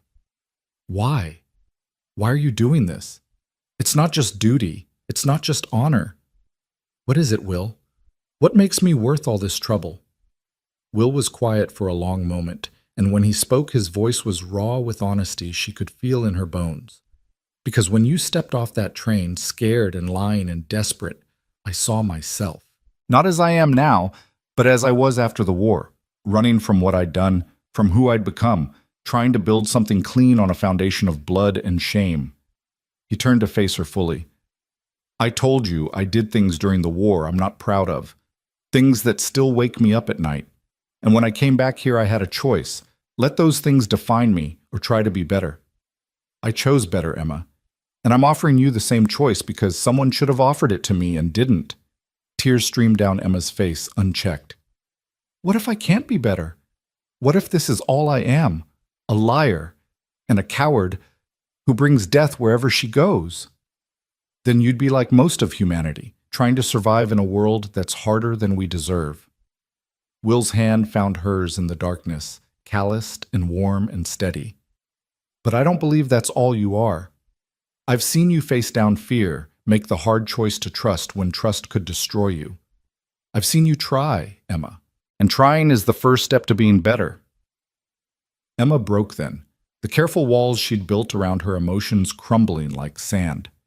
She turned into Will's chest, sobbing, and felt his arms come around her, hesitant at first, then stronger, holding her together when she was falling apart. "I'm so tired," she whispered against his shirt. "I'm so tired of being afraid, of running, of looking over my shoulder every moment. I just want it to stop."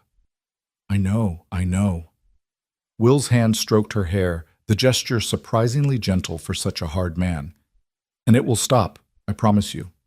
One way or another, this ends soon." They sat like that for a long time, Emma crying out months of fear and grief while Will held her, solid and unshakable. Eventually, the tears slowed, then stopped, leaving Emma hollow but somehow lighter, as if the release had purged some of the poison from her soul. "I'm sorry," she said, pulling back and wiping her eyes. "I didn't mean to Don't apologize for being human." Will's thumb brushed away a tear she'd missed. "We all break sometimes. The trick is letting someone help put you back together." Emma looked at him, really looked, and saw not just the marshal or the rancher or the man she'd deceived, but someone who understood brokenness intimately, who'd survived it and come out stronger. And in that moment, something shifted between them, some barrier falling away to reveal the possibility of genuine connection beneath. "Will," she said softly, "that kiss at the church. It was practical," he finished. "Expected. Nothing either of us needed to feel pressured about." "What if I want to feel pressured?" The words came out before Emma could stop them, bold and terrifying in their honesty. Will went very still. "Emma, you're exhausted and scared and you've had an impossible day. This isn't the time to what? To acknowledge that somewhere between desperate necessity and forced vows, I've started to care about you?" Emma's heart hammered, but she forced herself to continue. "I'm not asking for declarations or promises, Will. I'm just saying that when I thought about you riding into danger tonight, the fear I felt wasn't about losing protection. It was about losing you." Will's breath caught audibly. His hand came up to cup her face, his touch achingly gentle. "Emma, if we do this, if we take this step, there's no going back. You understand that? I'm not a man who takes intimacy lightly, especially not with someone I've sworn to protect." "I understand." Emma covered his hand with hers. "I'm not asking for everything, Will. Just don't go back downstairs tonight. Stay with me. Let me know I'm not alone." For a moment, Will looked torn, duty and desire warring visibly across his features. Then something resolved in his expression, a decision made. "All right, I'll stay. But Emma, we do this right. No regrets in the morning, no using closeness to hide from fear." "No regrets," Emma agreed. Will stood and crossed to the door, and for a moment Emma thought he'd changed his mind, was going to leave after all. But he was just removing his gun belt, hanging it carefully on the hook by the door where he could reach it if needed. Then he returned to the bed, settling himself on top of the covers fully clothed. "Come here," he said, opening his arms. Emma lay down beside him, resting her head on his chest, feeling the steady rhythm of his heartbeat beneath her ear. Will's arms came around her, secure and warm, and for the first time in longer than she could remember, Emma felt truly safe. They didn't speak. There was nothing left to say that their presence couldn't communicate better. Will's breathing gradually slowed, deepened, and Emma realized he was falling asleep. This man who'd been awake for nearly 24 hours, who'd ridden into danger to protect her, who'd offered her everything and asked for almost nothing in return. Emma closed her eyes, letting the sound of his heartbeat lull her toward rest. Tomorrow would bring fresh dangers, new challenges. Maddox was still out there, still hunting, but tonight, wrapped in the arms of a man who'd chosen to stand beside her, Emma let herself believe that maybe, just maybe, she'd finally found something worth fighting for. She was drifting toward sleep when she felt Will's lips brush her forehead, felt him whisper something too soft to make out. But Emma thought it might have been, "Stay with me," or perhaps, "You're safe now." It didn't matter which. Both were promises she desperately wanted to believe. Dawn came too soon, pale light creeping through the curtains to paint the room in shades of gray and gold. Emma woke to find herself alone in bed. Will already gone, though the pillow beside her still held the imprint of his head. She could hear voices downstairs, Will and Jenkins, discussing something in tones too low to distinguish words. Emma rose and dressed quickly, her body stiff from tension and fear. The locket Will had given her still hung around her neck, and she touched it briefly, drawing strength from the gift and what it represented. Family. Belonging. Trust. Downstairs, she found Will standing at the stove, making coffee with the same methodical precision he brought to everything. He looked up when she entered, and something passed between them, acknowledgement of the intimacy they'd shared, the barriers that had fallen in the night. "Morning," he said quietly. "Coffee's almost ready." "Thank you." Emma moved to help, needing the normalcy of routine. "Any news?" Will exchanged a glance with Jenkins, who stood by the window, rifle in hand. "Some. Davis spotted riders on the eastern ridge about an hour before dawn. They didn't approach, just watched. They're getting bolder." "Or they're waiting for something," Jenkins added grimly. "What do we do?" Emma asked, pouring coffee with hands that only trembled slightly. Will accepted the cup she offered, their fingers brushing briefly. "We end this, today. No more waiting for Maddox to make his move." He set down the coffee, turned to face Emma fully. "I'm riding to Copper Creek this morning, going to have a very public conversation with the sheriff about the wanted poster with your name on it." Emma's blood chilled. "Will, no. If you acknowledge it, if you admit you know, I'm going to tear it up," Will continued, his voice hard as iron, "right there on Main Street, in front of God and everyone. And then I'm going to make it very clear that Emma Carver is under my protection, that any attempt to collect bounty on a false warrant will be met with the full force of the law, my law." "That's a declaration of war," Jenkins said, voicing what Emma was thinking. "It is," Will agreed. "But Maddox has already declared war by killing Sam Porter, by sending men to terrorize my wife, by corrupting officials in my territory. I'm just making the terms explicit. He wants Emma, he goes through me, and he better bring an army, because I don't intend to go down easy."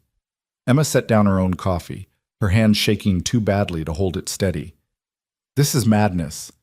You're one man, Will, one marshal against however many hired guns Maddox can afford. The math doesn't work in our favor."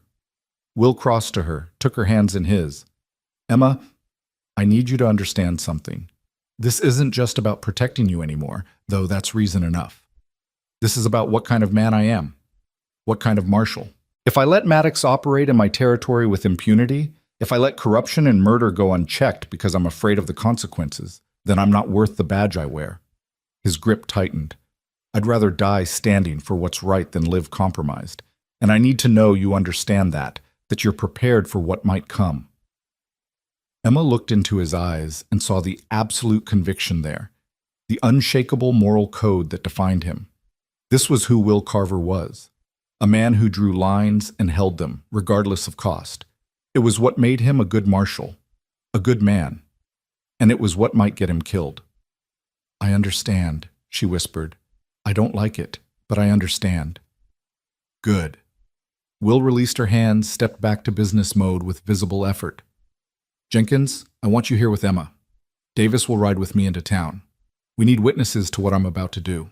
If things go wrong, if I don't come back by sunset, you take Emma and ride hard for the territorial capital. There's a marshal there named Harding, owes me his life from the war. You give him this." Will pulled an envelope from his pocket, sealed and addressed. "Everything's in there. Maddox's operation, the corruption, all of it. Harding will make sure it gets to people who can act on it." "Will, please," Emma started, but he cut her off gently. "This is precaution, nothing more. I intend to come back, Emma, but I'd be a fool not to plan for other possibilities." He settled his hat on his head, checked his gun one final time. "Keep the doors locked. Trust no one but Jenkins. And Emma," he paused, something vulnerable flickering across his features. "No matter what happens, know that these past few days, getting to know who you really are, building something real between us. It's been worth every bit of trouble that came with it. Then he was kissing her, and this time it wasn't the chaste press of lips from their wedding. This was desperate and fierce, a claiming and a goodbye wrapped into one. Emma kissed him back with everything she had, trying to pour months of gratitude and days of growing affection into the contact, trying to make him understand that he'd become more to her than just salvation.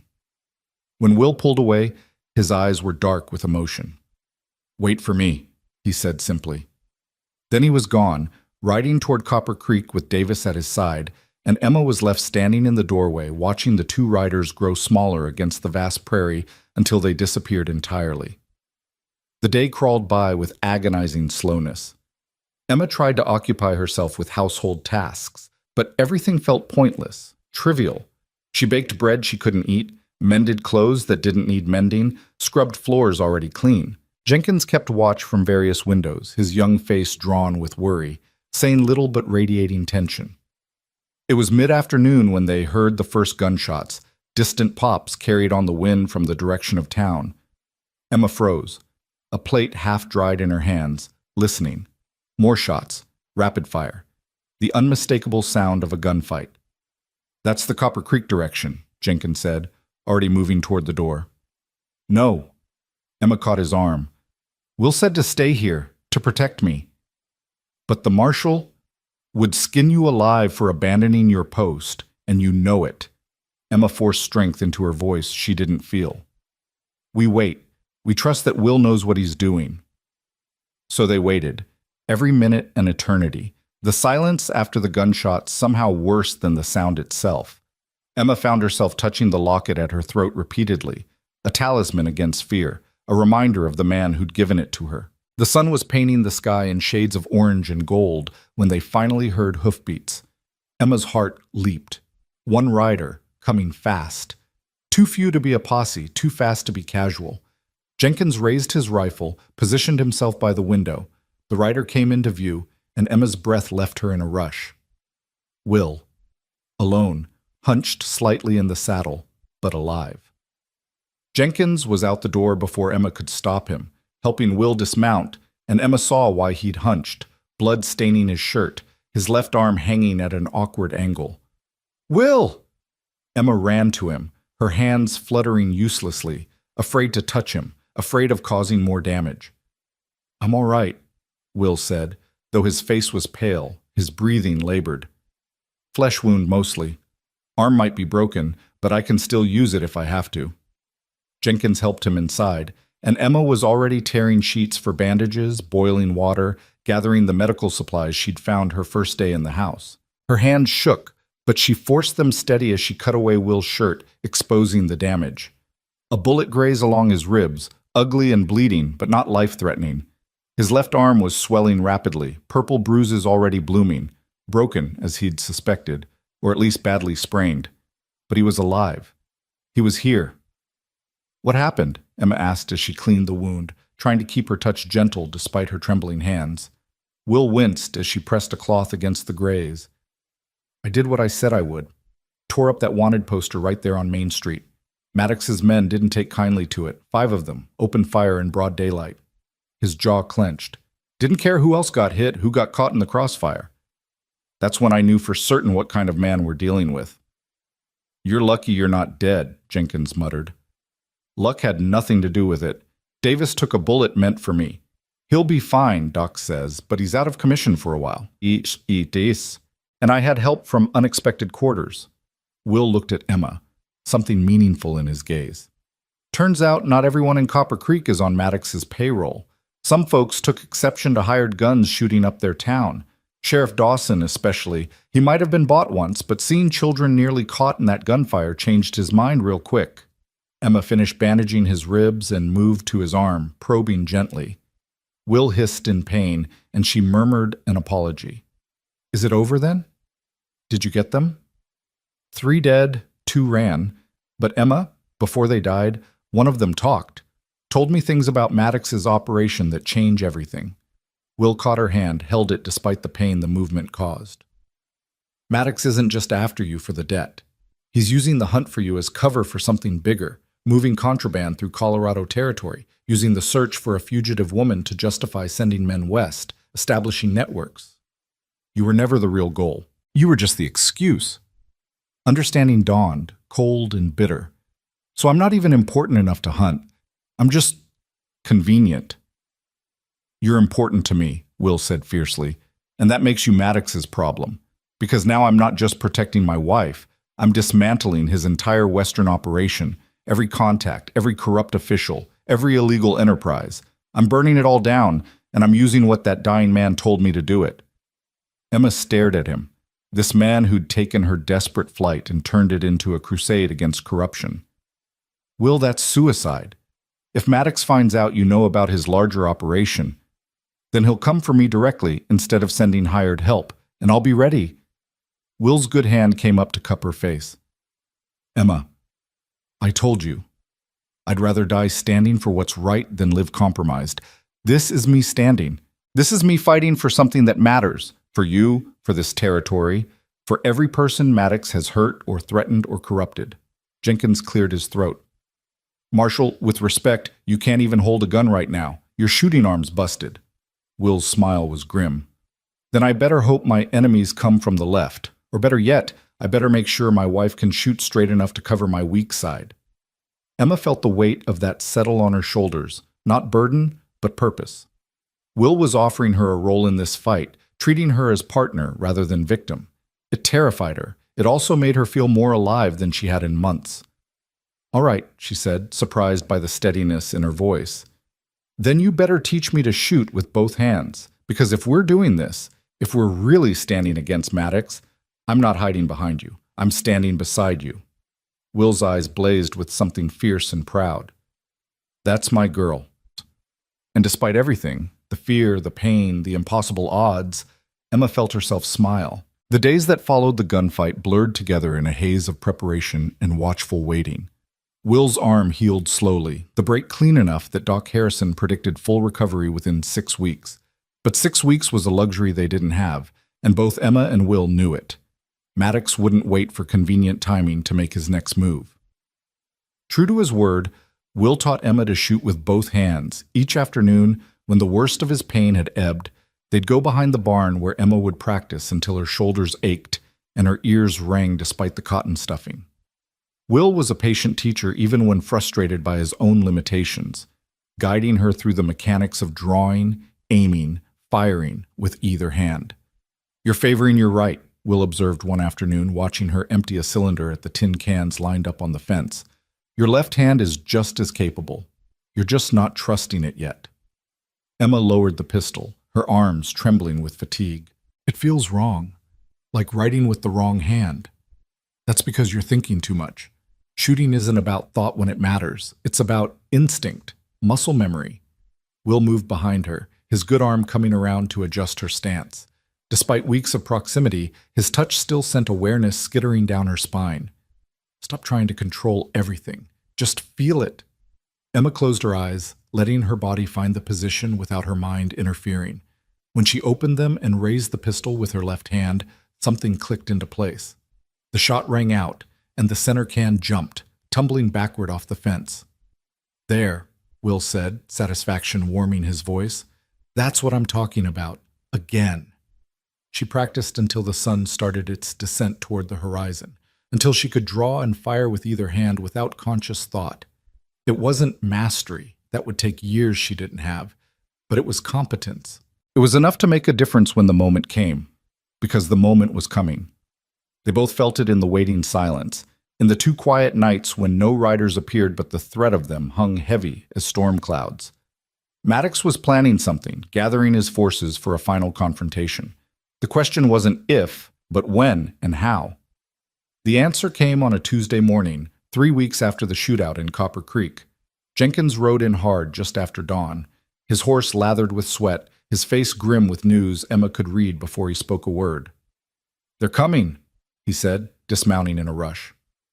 "Marshal, Davis got word from a contact in Denver. Maddox himself is on his way, left St. Louis 4 days ago with at least a dozen men. They'll be here by tomorrow night, maybe sooner if they ride hard." Will absorbed this with the stone-faced calm Emma had learned meant he was thinking furiously, calculating odds and strategies. How reliable is this information? Davis trusts his source absolutely, says the man's never been wrong before. Jenkins glanced at Emma, worry evident in his young features. Marshal, a dozen men, even with the deputies we've got, those aren't good odds. No, Will agreed. They're not, which is why we're not going to fight on Maddox's terms. He turned to Emma, and she saw the plan forming in his eyes even before he spoke. Emma, how well do you remember the layout of that dress shop in St. Louis, the one where you worked? The question caught her off guard. Well enough, I suppose. Why? Because Maddox is a businessman, and businessmen keep records, account books, ledgers, correspondence, evidence of everything they do, legal and otherwise. Will's intensity sharpened. If we can prove his illegal operations, get that evidence to the territorial marshal, we don't have to outgun him. We just have to outlast him long enough for the law to catch up. Emma's mind raced. You think he kept records of the debt? Of the threats? I think men like Maddox always keep records. It's how they maintain control, how they prove what's owed when someone tries to cheat them. Will began pacing, his injured arm held carefully against his ribs. The dress shop owner, you said she was connected to Maddox. What if she was more than connected? What if she was helping him run money through legitimate businesses, using the shop as a front? Understanding bloomed, cold and clarifying. Mrs. Henderson. She had files in the back office, ledgers she kept locked away. I always thought it was just business records, but it could have been Maddox's records, his real accounts, the ones showing the scope of his operation. Will stopped pacing, faced her directly. Emma, if we could get those records, if we could prove what he's really doing, we'd have enough to bring federal marshals down on him. Not just for the debt collection and threats, but for fraud, racketeering, maybe even murder. Jenkins looked between them, confused. How does that help us right now? Those records are in St. Louis, a week's ride away, even if we pushed hard. Will's smile was sharp as a knife edge. Not if Maddox brought them with him. A man that meticulous, that controlled, he wouldn't leave evidence like that unguarded, especially not when he's riding into hostile territory. He'd keep it close, keep it protected. You want to rob Victor Maddox? Emma said slowly, the audacity of it stealing her breath. While he's here hunting me, you want to steal the very evidence that could destroy him. I want to give him a choice, Will corrected. Give up his pursuit of you and leave Colorado territory permanently, or face federal charges that'll see him hanged. Either way, you're free, and he's finished. The plan was insane. It was also possibly the only thing that might actually work. But the risks, Emma couldn't even begin to calculate them all. Will, if this goes wrong, if he catches you trying to steal from him, then I'll die doing what I swore to do, protecting the people in my territory from men who think money and violence put them above the law. Will crossed to her, took her hands in his one good one. Emma, I know the risks, I know what I'm asking, but this is the only way I see to end this without a bloodbath. Maddox wants you? Fine. He can have a meeting with you, a very public meeting in Copper Creek, with witnesses and the territorial marshal I've already sent for, and while he's distracted with that, we get the evidence we need to bury him. You're using me as bait, Emma said, though there was no accusation in it, just understanding. I'm asking you to be brave one more time, to stand in front of the man who terrifies you and not flinch, knowing I've got your back. Will's thumb brushed across her knuckles. But Emma, I need you to understand, this only works if you agree. If you can't face Maddox, if the fear is too much, we'll find another way. We'll run if we have to, keep running until... No! Emma's voice was stronger than she expected. No more running. You're right. This is the only way to truly end it. I'll do it. I'll face him. Will's eyes searched hers, looking for doubt, for hesitation. Whatever he saw there must have satisfied him because he nodded slowly. All right then, we've got until tomorrow night to prepare. Jenkins, I need you to ride to every deputy, every man we can trust between here and the territorial line. Tell them to be in Copper Creek tomorrow evening, armed and ready. We're going to make sure Maddox understands exactly what kind of welcome awaits him. The next day and a half passed in a flurry of preparation. Word spread through Copper Creek. The marshal's fugitive wife was going to face her accuser publicly, let the law decide her fate. It was the kind of dramatic confrontation that drew crowds, exactly what Will was counting on. The more witnesses, the less likely Maddox would simply gun them down in the street. Emma spent the time memorizing every detail Will told her about how to act, what to say, how to buy them the time they needed. She also spent it coming to terms with the very real possibility that tomorrow might be her last day alive. Maddox wasn't known for mercy, and even surrounded by law and witnesses, desperate men did desperate things. That final night, Emma found herself unable to sleep. She lay in bed, staring at the ceiling, listening to the house settle around her. Downstairs, Will was supposed to be resting his arm, gathering strength for tomorrow. But Emma could hear him moving around, restless as she was. She rose, pulled on her robe, and descended the stairs quietly. Will stood at the window, silhouetted against the moonlight, his injured arm still bound close to his chest. He turned when he heard her, and even in the dim light, Emma could see the weight of tomorrow on his shoulders. "Couldn't sleep either?" she asked softly. "Too much thinking." Will turned back to the window, to the prairie silver-painted under the moon. "I keep running through everything that could go wrong, every way this plan could fall apart." Emma moved to stand beside him, close enough that their shoulders almost touched. "And?" "And I keep coming back to the same conclusion. It's still our best chance. Maybe our only chance." He was quiet for a moment. "Emma, I need to tell you something. In case tomorrow goes wrong, in case I don't get the chance later." Emma's heart clenched. "Don't. Don't do the goodbye speech. We're both walking out of this tomorrow. We have to believe that." "I do believe it, but I also believe in speaking truth while I can." Will turned to face her, and the intensity in his eyes made Emma's breath catch. "When you stepped off that train, I thought I was getting a convenient arrangement. A wife to manage the house, share the burden, keep the loneliness at bay. I thought I knew exactly what I was signing up for." "Will, I was wrong," he continued, his voice rough with emotion he no longer tried to hide. "What I got was a woman who's braver than she knows, stronger than she believes, and honest enough to admit when she's lying. I got someone who makes me want to be better than I am, who makes this house feel like a home instead of just shelter." His hand came up to cup her face, calloused and warm. "I got someone I'm falling in love with, Emma. Maybe already have fallen, and I need you to know that, need you to hear it, in case tomorrow steals my chance to say it again." The words hit Emma like a physical force, stealing her breath and her defenses in one blow. She'd known he cared. That much had been evident in every choice he'd made, every risk he'd taken. But love, that was something else entirely, something she'd never thought to deserve, especially not from a man as fundamentally good as Will Carver. "You can't love me," she whispered, though her heart screamed that she wanted him to. "You barely know me, the real me. I know you were willing to sell yourself into what amounted to servitude to escape a debt that wasn't your fault. I know you chose truth over safety when you could have kept lying. I know you've learned to shoot with both hands in 3 weeks because you refuse to be helpless. I know you face nightmares every night and still get up every morning ready to fight." Will's thumb brushed her cheek. "I know enough, Emma. I know everything that matters." Emma felt tears slip free, couldn't stop them even if she'd wanted to. "I'm going to get you killed.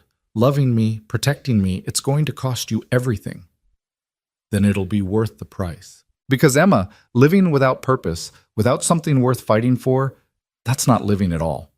That's just existing, and I'm done existing. He pulled her closer until their foreheads touched. "I'd rather have one day of loving you and fighting beside you than a lifetime of safety and loneliness." The dam broke. Emma closed the distance between them, kissing Will with everything she had, all the fear and gratitude and growing love she'd been too afraid to acknowledge. He responded immediately, his good arm pulling her tight against him, the kiss deepening into something desperate and claiming. When they finally broke apart, both breathing hard, Will rested his forehead against hers again. "Stay with me tonight," he said, the words half request, half plea. "Not because we're afraid, not because tomorrow's uncertain, but because this is real, what's between us, and I want to wake up beside my wife at least once before we face whatever comes." Emma nodded, not trusting her voice. She took his hand and led him upstairs to the bedroom they'd been dancing around for weeks. There was nothing frantic or desperate in how they came together, just a slow revelation of trust and tenderness, two broken people finding wholeness in each other despite impossible circumstances.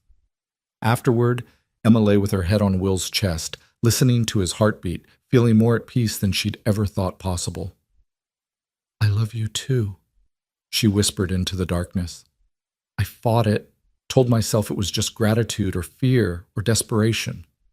But Will, I love you, and if tomorrow's all we get, at least we'll have had this.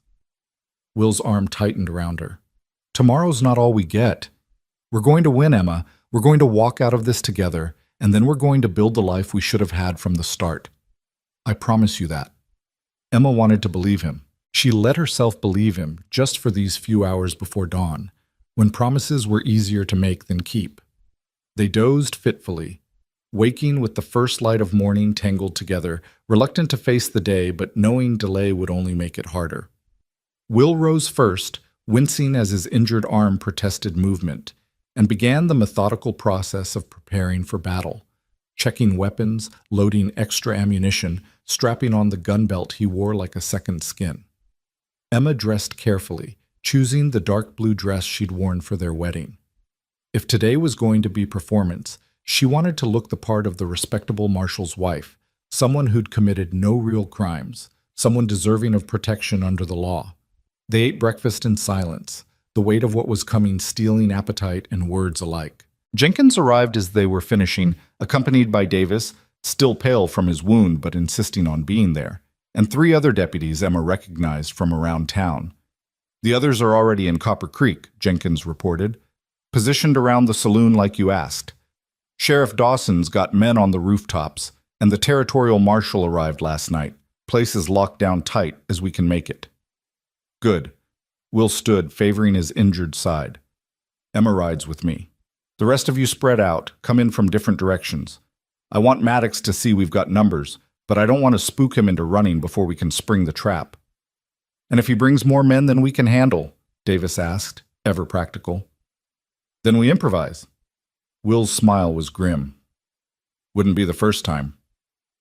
The ride to Copper Creek felt surreal, like watching herself from a distance. Emma sat beside Will in the wagon, his good hand occasionally finding hers, squeezing reassurance neither of them quite believed. The prairie stretched endless around them, beautiful and indifferent to human drama, and Emma found herself memorizing details, the way sunlight turned the grass to gold, the distant mountains purple against the sky, the particular warmth of Will's hand in hers. If these were her last hours, at least they'd be spent beside someone she loved, fighting for something that mattered. Copper Creek came into view, and Emma's chest tightened.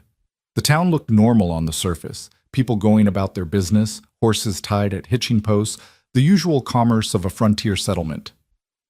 But Emma could see the tension underneath, the way people moved a little faster, the way hands hovered near weapons, the careful watching that suggested everyone knew something was about to break. Will pulled the wagon up in front of the saloon, the largest building in town, the most public space available. He climbed down carefully, then helped Emma, his hand lingering on hers a moment longer than necessary. "Remember the plan," he said quietly. "Keep him talking, keep him focused on you. The moment you see me signal, you drop to the ground. Don't hesitate, don't think, just drop." Emma nodded, her mouth too dry for words. Will led her inside the saloon, which had been cleared of its usual patrons. Only Sheriff Dawson stood at the bar, and a tall man Emma didn't recognize wearing a territorial marshal's badge. Harding, she assumed, Will's friend from the war. "He's been spotted," Harding said without preamble. 5 miles out, riding hard with about 15 men. Be here within the hour." 15. Will's jaw clenched. He brought an army. He brought everyone he could trust, which means he's planning to end this today, one way or another. Harding's eyes found Emma, and she saw sympathy there and respect. "Ma'am, you don't have to do this. We can find another way." "No," Emma said, surprised by the steadiness in her voice. "We can't. This is the only way to truly finish it." The next 45 minutes stretched into eternity. Emma stood by the window watching the road while Will gave final instructions to his deputies. The plan was simple in theory, dangerously complicated in execution. Emma would face Maddox publicly, in front of witnesses that included 2 marshals and a sheriff. While Maddox was distracted with his victory, believing he'd finally cornered his prey, Will and several deputies would search the hotel where Maddox's men had taken rooms looking for the evidence they needed. It required split-second timing, absolute trust, and a degree of luck Emma wasn't sure they possessed. But it was the plan they had, and they'd committed to it. The sound of multiple horses approaching made everyone tense. Emma's heart hammered as she watched them come into view, Victor Maddox at the lead, exactly as she remembered him. Tall, well-dressed, moving with the confidence of a man who'd never faced real consequences for his actions. Behind him rode the hired guns, hard men with dead eyes, the kind who killed for money and slept soundly after. Will's hand found Emma's shoulder, squeezed once. "You can do this. Just remember, I'm right here. I've got you." Then Maddox was dismounting, was walking toward the saloon, and Emma was moving toward the door on legs that felt like they belonged to someone else. She stepped out onto the wooden sidewalk, into the afternoon sunlight, and faced the man who'd haunted her nightmares for months. Maddox stopped when he saw her, genuine surprise flickering across his face before he masked it with cold satisfaction. "Well, well. Emma Hartley. I have to say, you led us on quite a chase." Emma lifted her chin, channeling every ounce of courage Will had helped her find. "My name is Emma Carver, and you have no claim on me." "Your name is whatever I say it is, girl. You owe me $20,000, plus interest, plus the considerable expense of tracking you across half the country." Maddox's smile was shark-like. "But I'm a reasonable man. We can work something out. You come with me, we'll discuss repayment terms." "She's not going anywhere with you." Will stepped out of the saloon, and Emma heard the ripple of movement as deputies positioned themselves around the street, visible and armed. "Emma Carver is a citizen of Colorado Territory, under the protection of the law. Whatever claims you think you have, you can take them up through proper legal channels." Maddox's eyes narrowed, assessing Will, the deputies, the odds. "Marshal Carver, I've heard about you. Word is you've got a hero complex, taking in strays and lost causes. But you're out of your depth here. This is business, and business doesn't concern frontier lawmen." "Murder concerns me," Will said flatly. "Sam Porter, the telegraph operator. 3 hired guns who won't see another sunrise. Those deaths are on you, Maddox, and that makes you my business." "Prove it." Maddox's confidence didn't waver. "Show me evidence linking me to any of those deaths. Show me anything more than speculation and a marshal's wounded pride." This was the moment. Emma saw Will's hand move in the signal they'd practiced, a slight gesture, barely noticeable. "Time to move." "Actually," Emma said, stepping forward, drawing Maddox's attention back to her, "we can prove quite a lot. Did you know Mrs. Henderson kept copies of your correspondence? Every threat, every illegal transaction, every business you've corrupted, she documented it all. Said it was insurance, in case you ever turned on her the way you've turned on others." It was a bluff. They had no such evidence yet. But Emma saw Maddox's face change, saw the flicker of doubt, of anger, of calculation, and she knew the lie had struck home. "You're lying," but there was uncertainty in his voice now. "Am I? Why don't you check your files, the ones you brought with you, see if anything's missing?" Emma's heart hammered, but she kept her voice steady. "We've been busy while you've been traveling, Mr. Maddox, very busy." Maddox's hand dropped to his gun, and everything happened at once. Deputies stepped from doorways, rifles raised. Maddox's men drew weapons, and suddenly the street was a powder keg, one spark from exploding into violence. "Stand down!" Harding's voice rang out, authoritative and commanding. "Territorial Marshal Harding, you're surrounded, outgunned, and under arrest for multiple counts of murder, fraud, and corruption. Tell your men to drop their weapons, or this ends badly for everyone." Maddox looked around, seemed to truly see for the first time how thoroughly he'd been outmaneuvered. Deputies on rooftops, in doorways, behind water troughs, 20 armed men to his 15, with position and preparation on their side. But Emma saw the moment desperation overtook calculation in Maddox's eyes, saw him make the choice that would damn him. His gun cleared leather, swinging toward her, and Emma's training took over. She dropped, just as Will had taught her, heard the crack of gunfire above her head. Then the world erupted into chaos.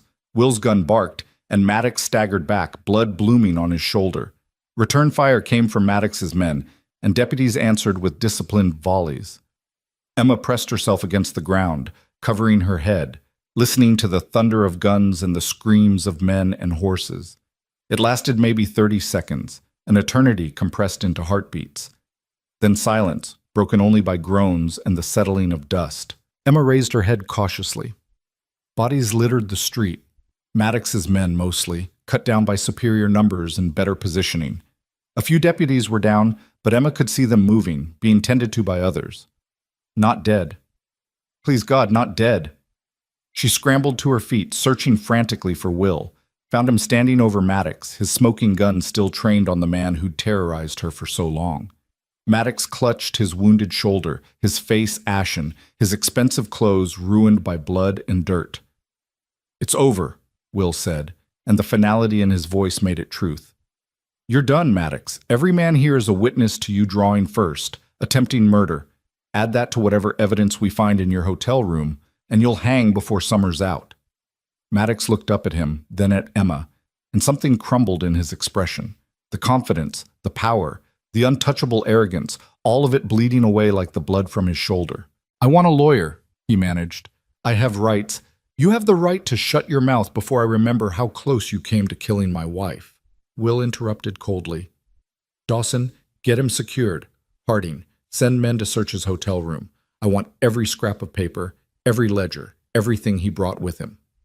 As deputies moved to comply, Will finally lowered his gun and turned to Emma. The relief in his face nearly broke her. He crossed to her in 3 strides, pulled her against him with his good arm, buried his face in her hair. "You were perfect," he murmured. "So brave, God, Emma, when he drew on you. But he missed. You didn't." Emma pulled back to look at him, to assure herself he was whole, unhurt. "It worked, Will. The plan worked." "Most of it." Will's expression turned grim as he looked at the bodies in the street, at the wounded being carried into Doc Harrison's office. "Cost more than I wanted. Deputy Miller's dead, Harrison too.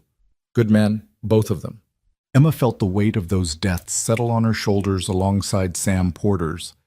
More lives lost because she'd run, because she'd been desperate enough to bring her trouble to Copper Creek. The guilt would haunt her, she knew, add itself to the nightmares she already carried. But it was over. Finally, truly over. The rest of the day passed in a blur of statements and documentation. Harding's men found exactly what Will had predicted in Maddox's hotel room. Ledgers detailing years of illegal operations, correspondence with corrupt officials, evidence of fraud and racketeering spanning multiple territories. It was enough to hang Maddox 3 times over, enough to bring down his entire organization. By evening, Maddox and his surviving men were locked in Copper Creek's small jail, awaiting transport to the territorial prison. Emma stood on the saloon porch, watching the sun set over the prairie, feeling hollowed out and strangely peaceful. Will found her there, slipped his good arm around her waist, pulled her close. They stood in silence, watching gold bleed to purple to black, watching stars emerge one by one in the vast sky. "What happens now?" Emma asked finally. "Now? Now we bury our dead. We rebuild what was broken. We send Maddox to trial and watch him hang." Will paused. "And then we go home, Emma. We go home and build the life we should have had from the start." "Just like that? After everything?" "Not just like that. It'll take time, healing, learning to live without looking over our shoulders." Will turned her to face him, and in the lamplight spilling from the saloon, Emma saw everything she needed in his eyes. "But we'll do it together, as partners, as husband and wife, as 2 people who found each other in the worst possible way and somehow made it work anyway." Emma reached up to touch his face, this man who'd saved her in every way that mattered. "I love you, Will Carver. I should have said it sooner, should have trusted it sooner, but I'm saying it now, and I'll keep saying it for the rest of our lives if you'll let me." "I'll let you." Will's smile was soft, genuine, the expression of a man who'd finally found his way home. "I'll let you say it every day for the next 50 years, and it still won't be enough." He kissed her then, gentle and claiming at once, a promise of the future they'd fought so hard to reach. Around them, Copper Creek settled into evening routine, people returning to normal life now that the threat had passed. Tomorrow there would be funerals and trials and the hard work of recovery. But tonight, in this moment, Emma let herself simply be. Emma Carver, wife to a good man, survivor of her own story, no longer running, but finally, blessedly home. They walked back to the ranch under starlight, the wagon creaking companionably beneath them, the prairie vast and quiet around them. Jenkins and Davis had offered to stand watch, to give them one night without worry, and Emma was grateful for their discretion and their friendship. The house looked different in the moonlight, not just shelter anymore, but home. Their home, built on truth finally, on love hard won and trust earned. Will helped Emma down from the wagon, and she noticed he moved easier now, the adrenaline of the day finally fading to let pain back in. She'd need to check his injuries, make sure nothing had torn loose during the fighting, but first she just wanted to be close to him, to reassure herself that they'd both survived.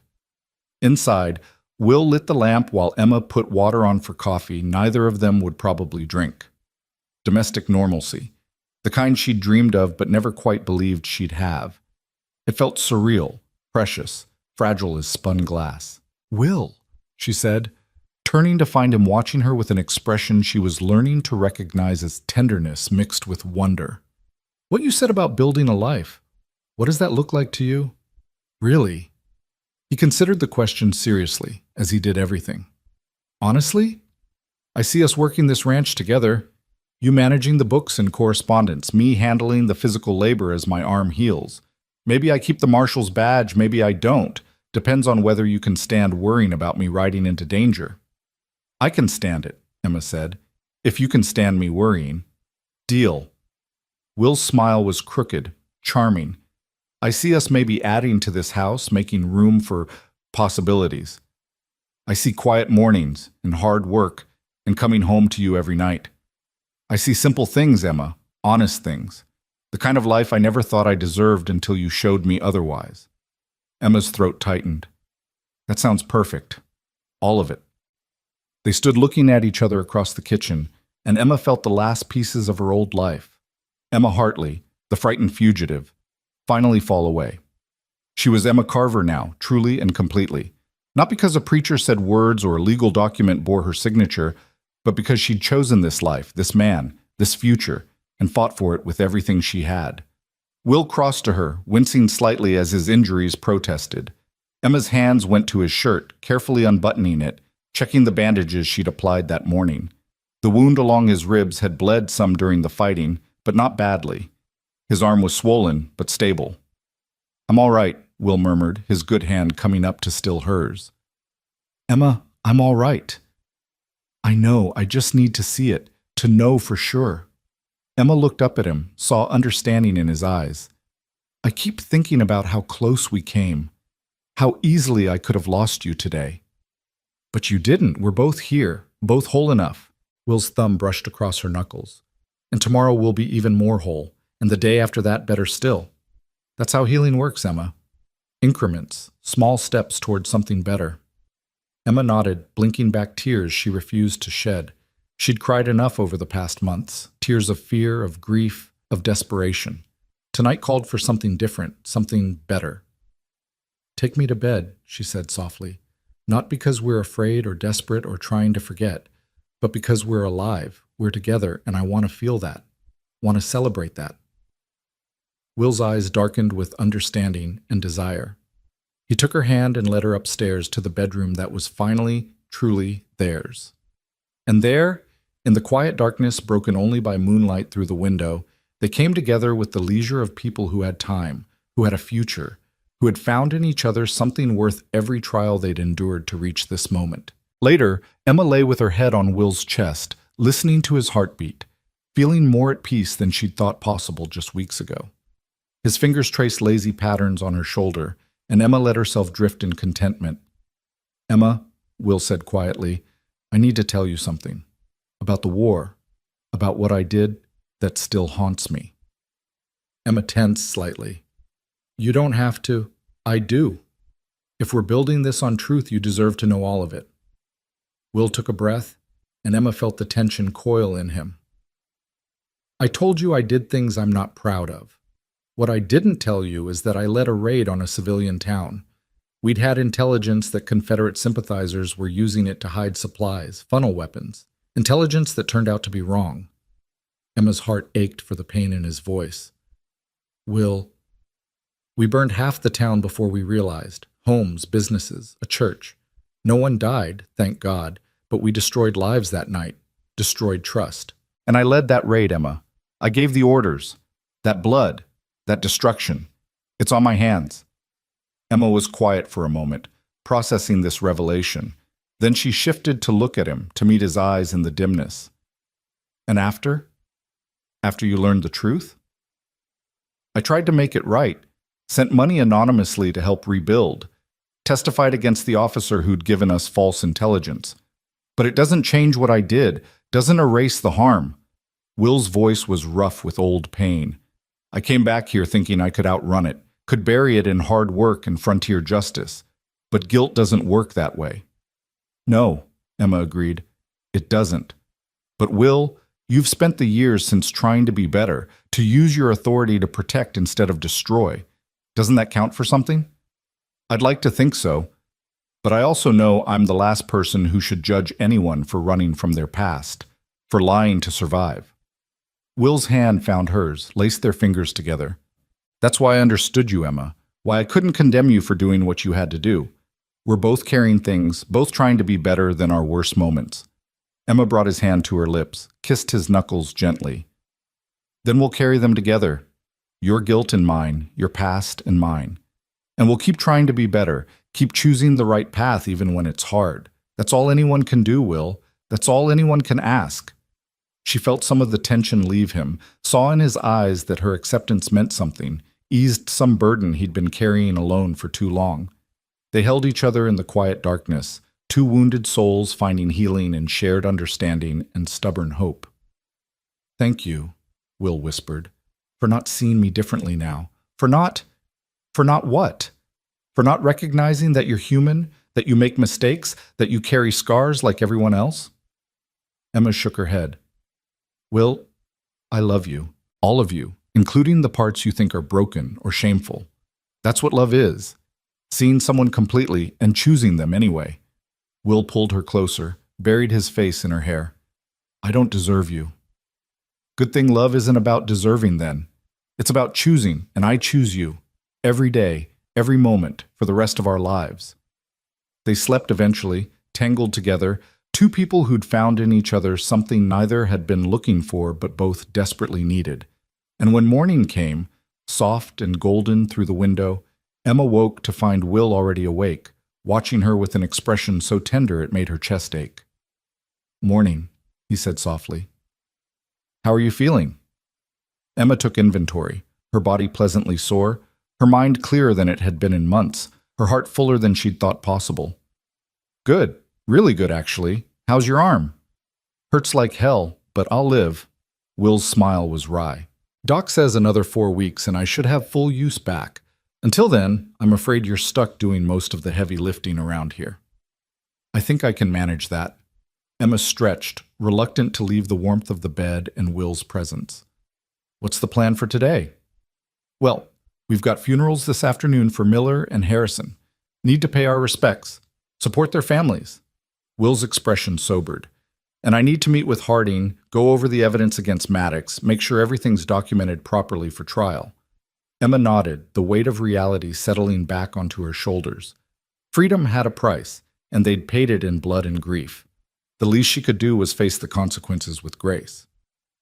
After that, though, Will continued, his hand finding hers under the blankets, I thought maybe we could start talking about the future. Real plans, Emma.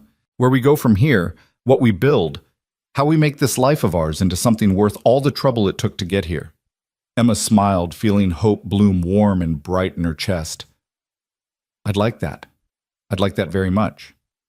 They rose and dressed, prepared for the day ahead with the comfortable coordination of partners who'd learned to move around each other, to anticipate needs and offer support without asking. The coffee was strong, the breakfast simple but filling, and Emma found herself grateful for the ordinary routines that anchored them to this new reality. The funerals were somber affairs, the entire town turning out to honor the men who'd died defending Copper Creek from Maddox's invasion. Emma stood beside Will, his hand warm in hers, listening to words about sacrifice and duty and the price of standing for what's right. She wept for men she'd barely known who'd died because she'd brought danger to their doorstep. But she also wept for relief, for freedom, for the future that their deaths had purchased. Afterward, at the small cemetery on the edge of town, Sarah Porter approached Emma. The widow looked older than when Emma had met her weeks ago, grief aging her in ways time alone couldn't account for. "Mrs. Carver," she said quietly, "I wanted to thank you." Emma blinked in confusion. "Thank me?" "Mrs. Porter, I'm so sorry about Sam. If I hadn't come here, my Sam would still be dead, just from different hands and for different reasons." Sarah's voice was firm despite the tears on her cheeks. "Those men, Maddox's men, they would have found some other excuse to kill, some other victim to terrorize. At least this way his death mattered. At least it helped stop them from hurting anyone else." Emma didn't know what to say, overwhelmed by this grace she didn't deserve. Sarah reached out and squeezed her hand once. "You're not responsible for evil men doing evil things," Sarah said. "You're just responsible for how you respond. And from what I hear, you responded with courage and truth. Sam would have approved of that." She walked away before Emma could respond, leaving Emma standing there with tears streaming down her face and Will's arm coming around her shoulders, steady and supporting. "She's right, you know," Will murmured. "None of this was your fault, Emma. The debt, the threats, the violence, that was all Maddox. You just did what anyone would do. You tried to survive. I brought it here, though. To you, to this town. And now it's ended here. Maddox will hang, his organization will crumble, and dozens, maybe hundreds, of people won't fall victim to his schemes in the future. That's because of you, Emma. Because you had the courage to stop running and stand your ground." Emma leaned into Will's strength, letting his words sink in, wanting to believe them. Maybe, with time, she would. Maybe eventually the guilt would ease, would transform into something she could live with. A scar instead of an open wound. The meeting with Harding went long, lasting well into the evening. Emma sat beside Will in the marshal's office, listening as they went through the evidence piece by piece, building an ironclad case against Maddox. The ledgers alone were enough to convict him multiple times over, but Harding was thorough, leaving nothing to chance. "He'll try to buy his way out," Harding warned. "Men like Maddox always do. We need to make sure every official involved in this case is beyond reproach, beyond temptation." "Already taken care of," Will assured him. "The territorial judge assigned to this case is Judge Morrison, fought in the war, lost his son to profiteers. He's got no love for men like Maddox, and even less tolerance for corruption." Harding nodded approvingly. "Good. Then we've got him. Emma, you'll need to testify at trial. Give your account of Maddox's threats and the circumstances that led to your flight. Are you prepared for that?" Emma's stomach clenched at the thought of facing Maddox again, even in a courtroom surrounded by law and order, but she met Harding's gaze steadily. "I am. I'll tell the truth, all of it, whatever it takes to make sure he never hurts anyone else. That's all we can ask." Harding stood, extending his hand first to Will, then to Emma. "Marshal Carver, you did good work here. Took a personal situation and turned it into justice for a whole territory. That's the mark of a good lawman." Will shook his hand firmly. "Couldn't have done it without good people backing me up. Your help, Dawson's change of heart, the deputies who stood with us, that's what made the difference." After Harding left, Emma and Will sat for a moment in the quiet office, the weight of everything finally settling. It was truly over. Maddox was in chains, his operation dismantled, the threat neutralized. Emma could breathe without fear for the first time in so long she'd almost forgotten what that felt like. "Come on," Will said finally, standing and offering his hand. "Let's go home. We've done enough for one day." Home. The word resonated through Emma's chest like a bell, clear and true. Not a hiding place, not a refuge, but home. Where she belonged, with the man she loved, in the life they'd fought together to claim. They rode back to the ranch under a sky brilliant with stars, the prairie quiet around them, peaceful in a way Emma could finally appreciate. Will's hand found hers on the wagon seat, and they drove one-handed, connected. Two people who'd been through hell and somehow found each other on the other side. At the ranch, they tended the horses together, checked the chickens, did the evening chores side by side with the easy cooperation of true partners. Inside, Emma made dinner while Will dealt with paperwork at the kitchen table. His brow furrowed in concentration as he worked through reports she'd help him file tomorrow. "Will," Emma said as they sat down to eat, "earlier you mentioned making plans for the future. What kind of plans?" Will set down his fork, his expression thoughtful. "Well, I was thinking maybe we expand the cattle operation, bring in some good breeding stock. The ranch could support twice what we have now if we work it right." He paused. "And I was thinking maybe we convert the loft space into a proper second bedroom, for when we need it." Emma caught the implication, felt heat rise to her cheeks. "For when we need it." "For children, Emma. Someday, when we're ready. If you want that." Will's voice was tentative, hopeful. "I know we haven't talked about it, and there's no rush, but I hoped, maybe you'd want to build a family with me. A real one. Not just the two of us, but something bigger." Emma's heart swelled so full she thought it might burst. Children, family, the kind of future she'd stopped letting herself imagine when survival became her only goal. But now, looking at Will across their kitchen table, in their home, with their whole lives ahead of them, she let herself want it with fierce intensity. "I want that," she said, her voice thick with emotion. "I want everything with you, Will. The ranch, the family, the life. All of it." Will's smile could have lit the whole prairie. He stood, came around the table, and pulled Emma to her feet and into his arms. "Then we'll have it. We'll build it together, piece by piece, day by day. We'll make something so good, so solid, that all the pain it took to get here will seem worth it." Emma kissed him, pouring everything she felt into the contact. Love and gratitude and hope and promise. When they finally broke apart, both were smiling, lighter somehow, as if giving voice to their dreams had made them more real, more attainable. "There's one more thing," Will said, reaching into his pocket. He pulled out a small velvet pouch, opened it to reveal a simple gold band. "My mother's wedding ring. I should have given it to you before the ceremony, but everything happened so fast and I wasn't sure." He trailed off, then met her eyes. "Emma Carver, would you wear this? Not because you have to, not because papers say you're my wife, but because you want to be." Emma's vision blurred with tears as she held out her hand, watched Will slip the ring onto her finger with hands that trembled slightly. It fit perfectly, as if it had been made for her, and Emma felt the significance of it settle into her bones. This was more than a symbol. This was a vow renewed, a choice made freely, love given and received without reservation.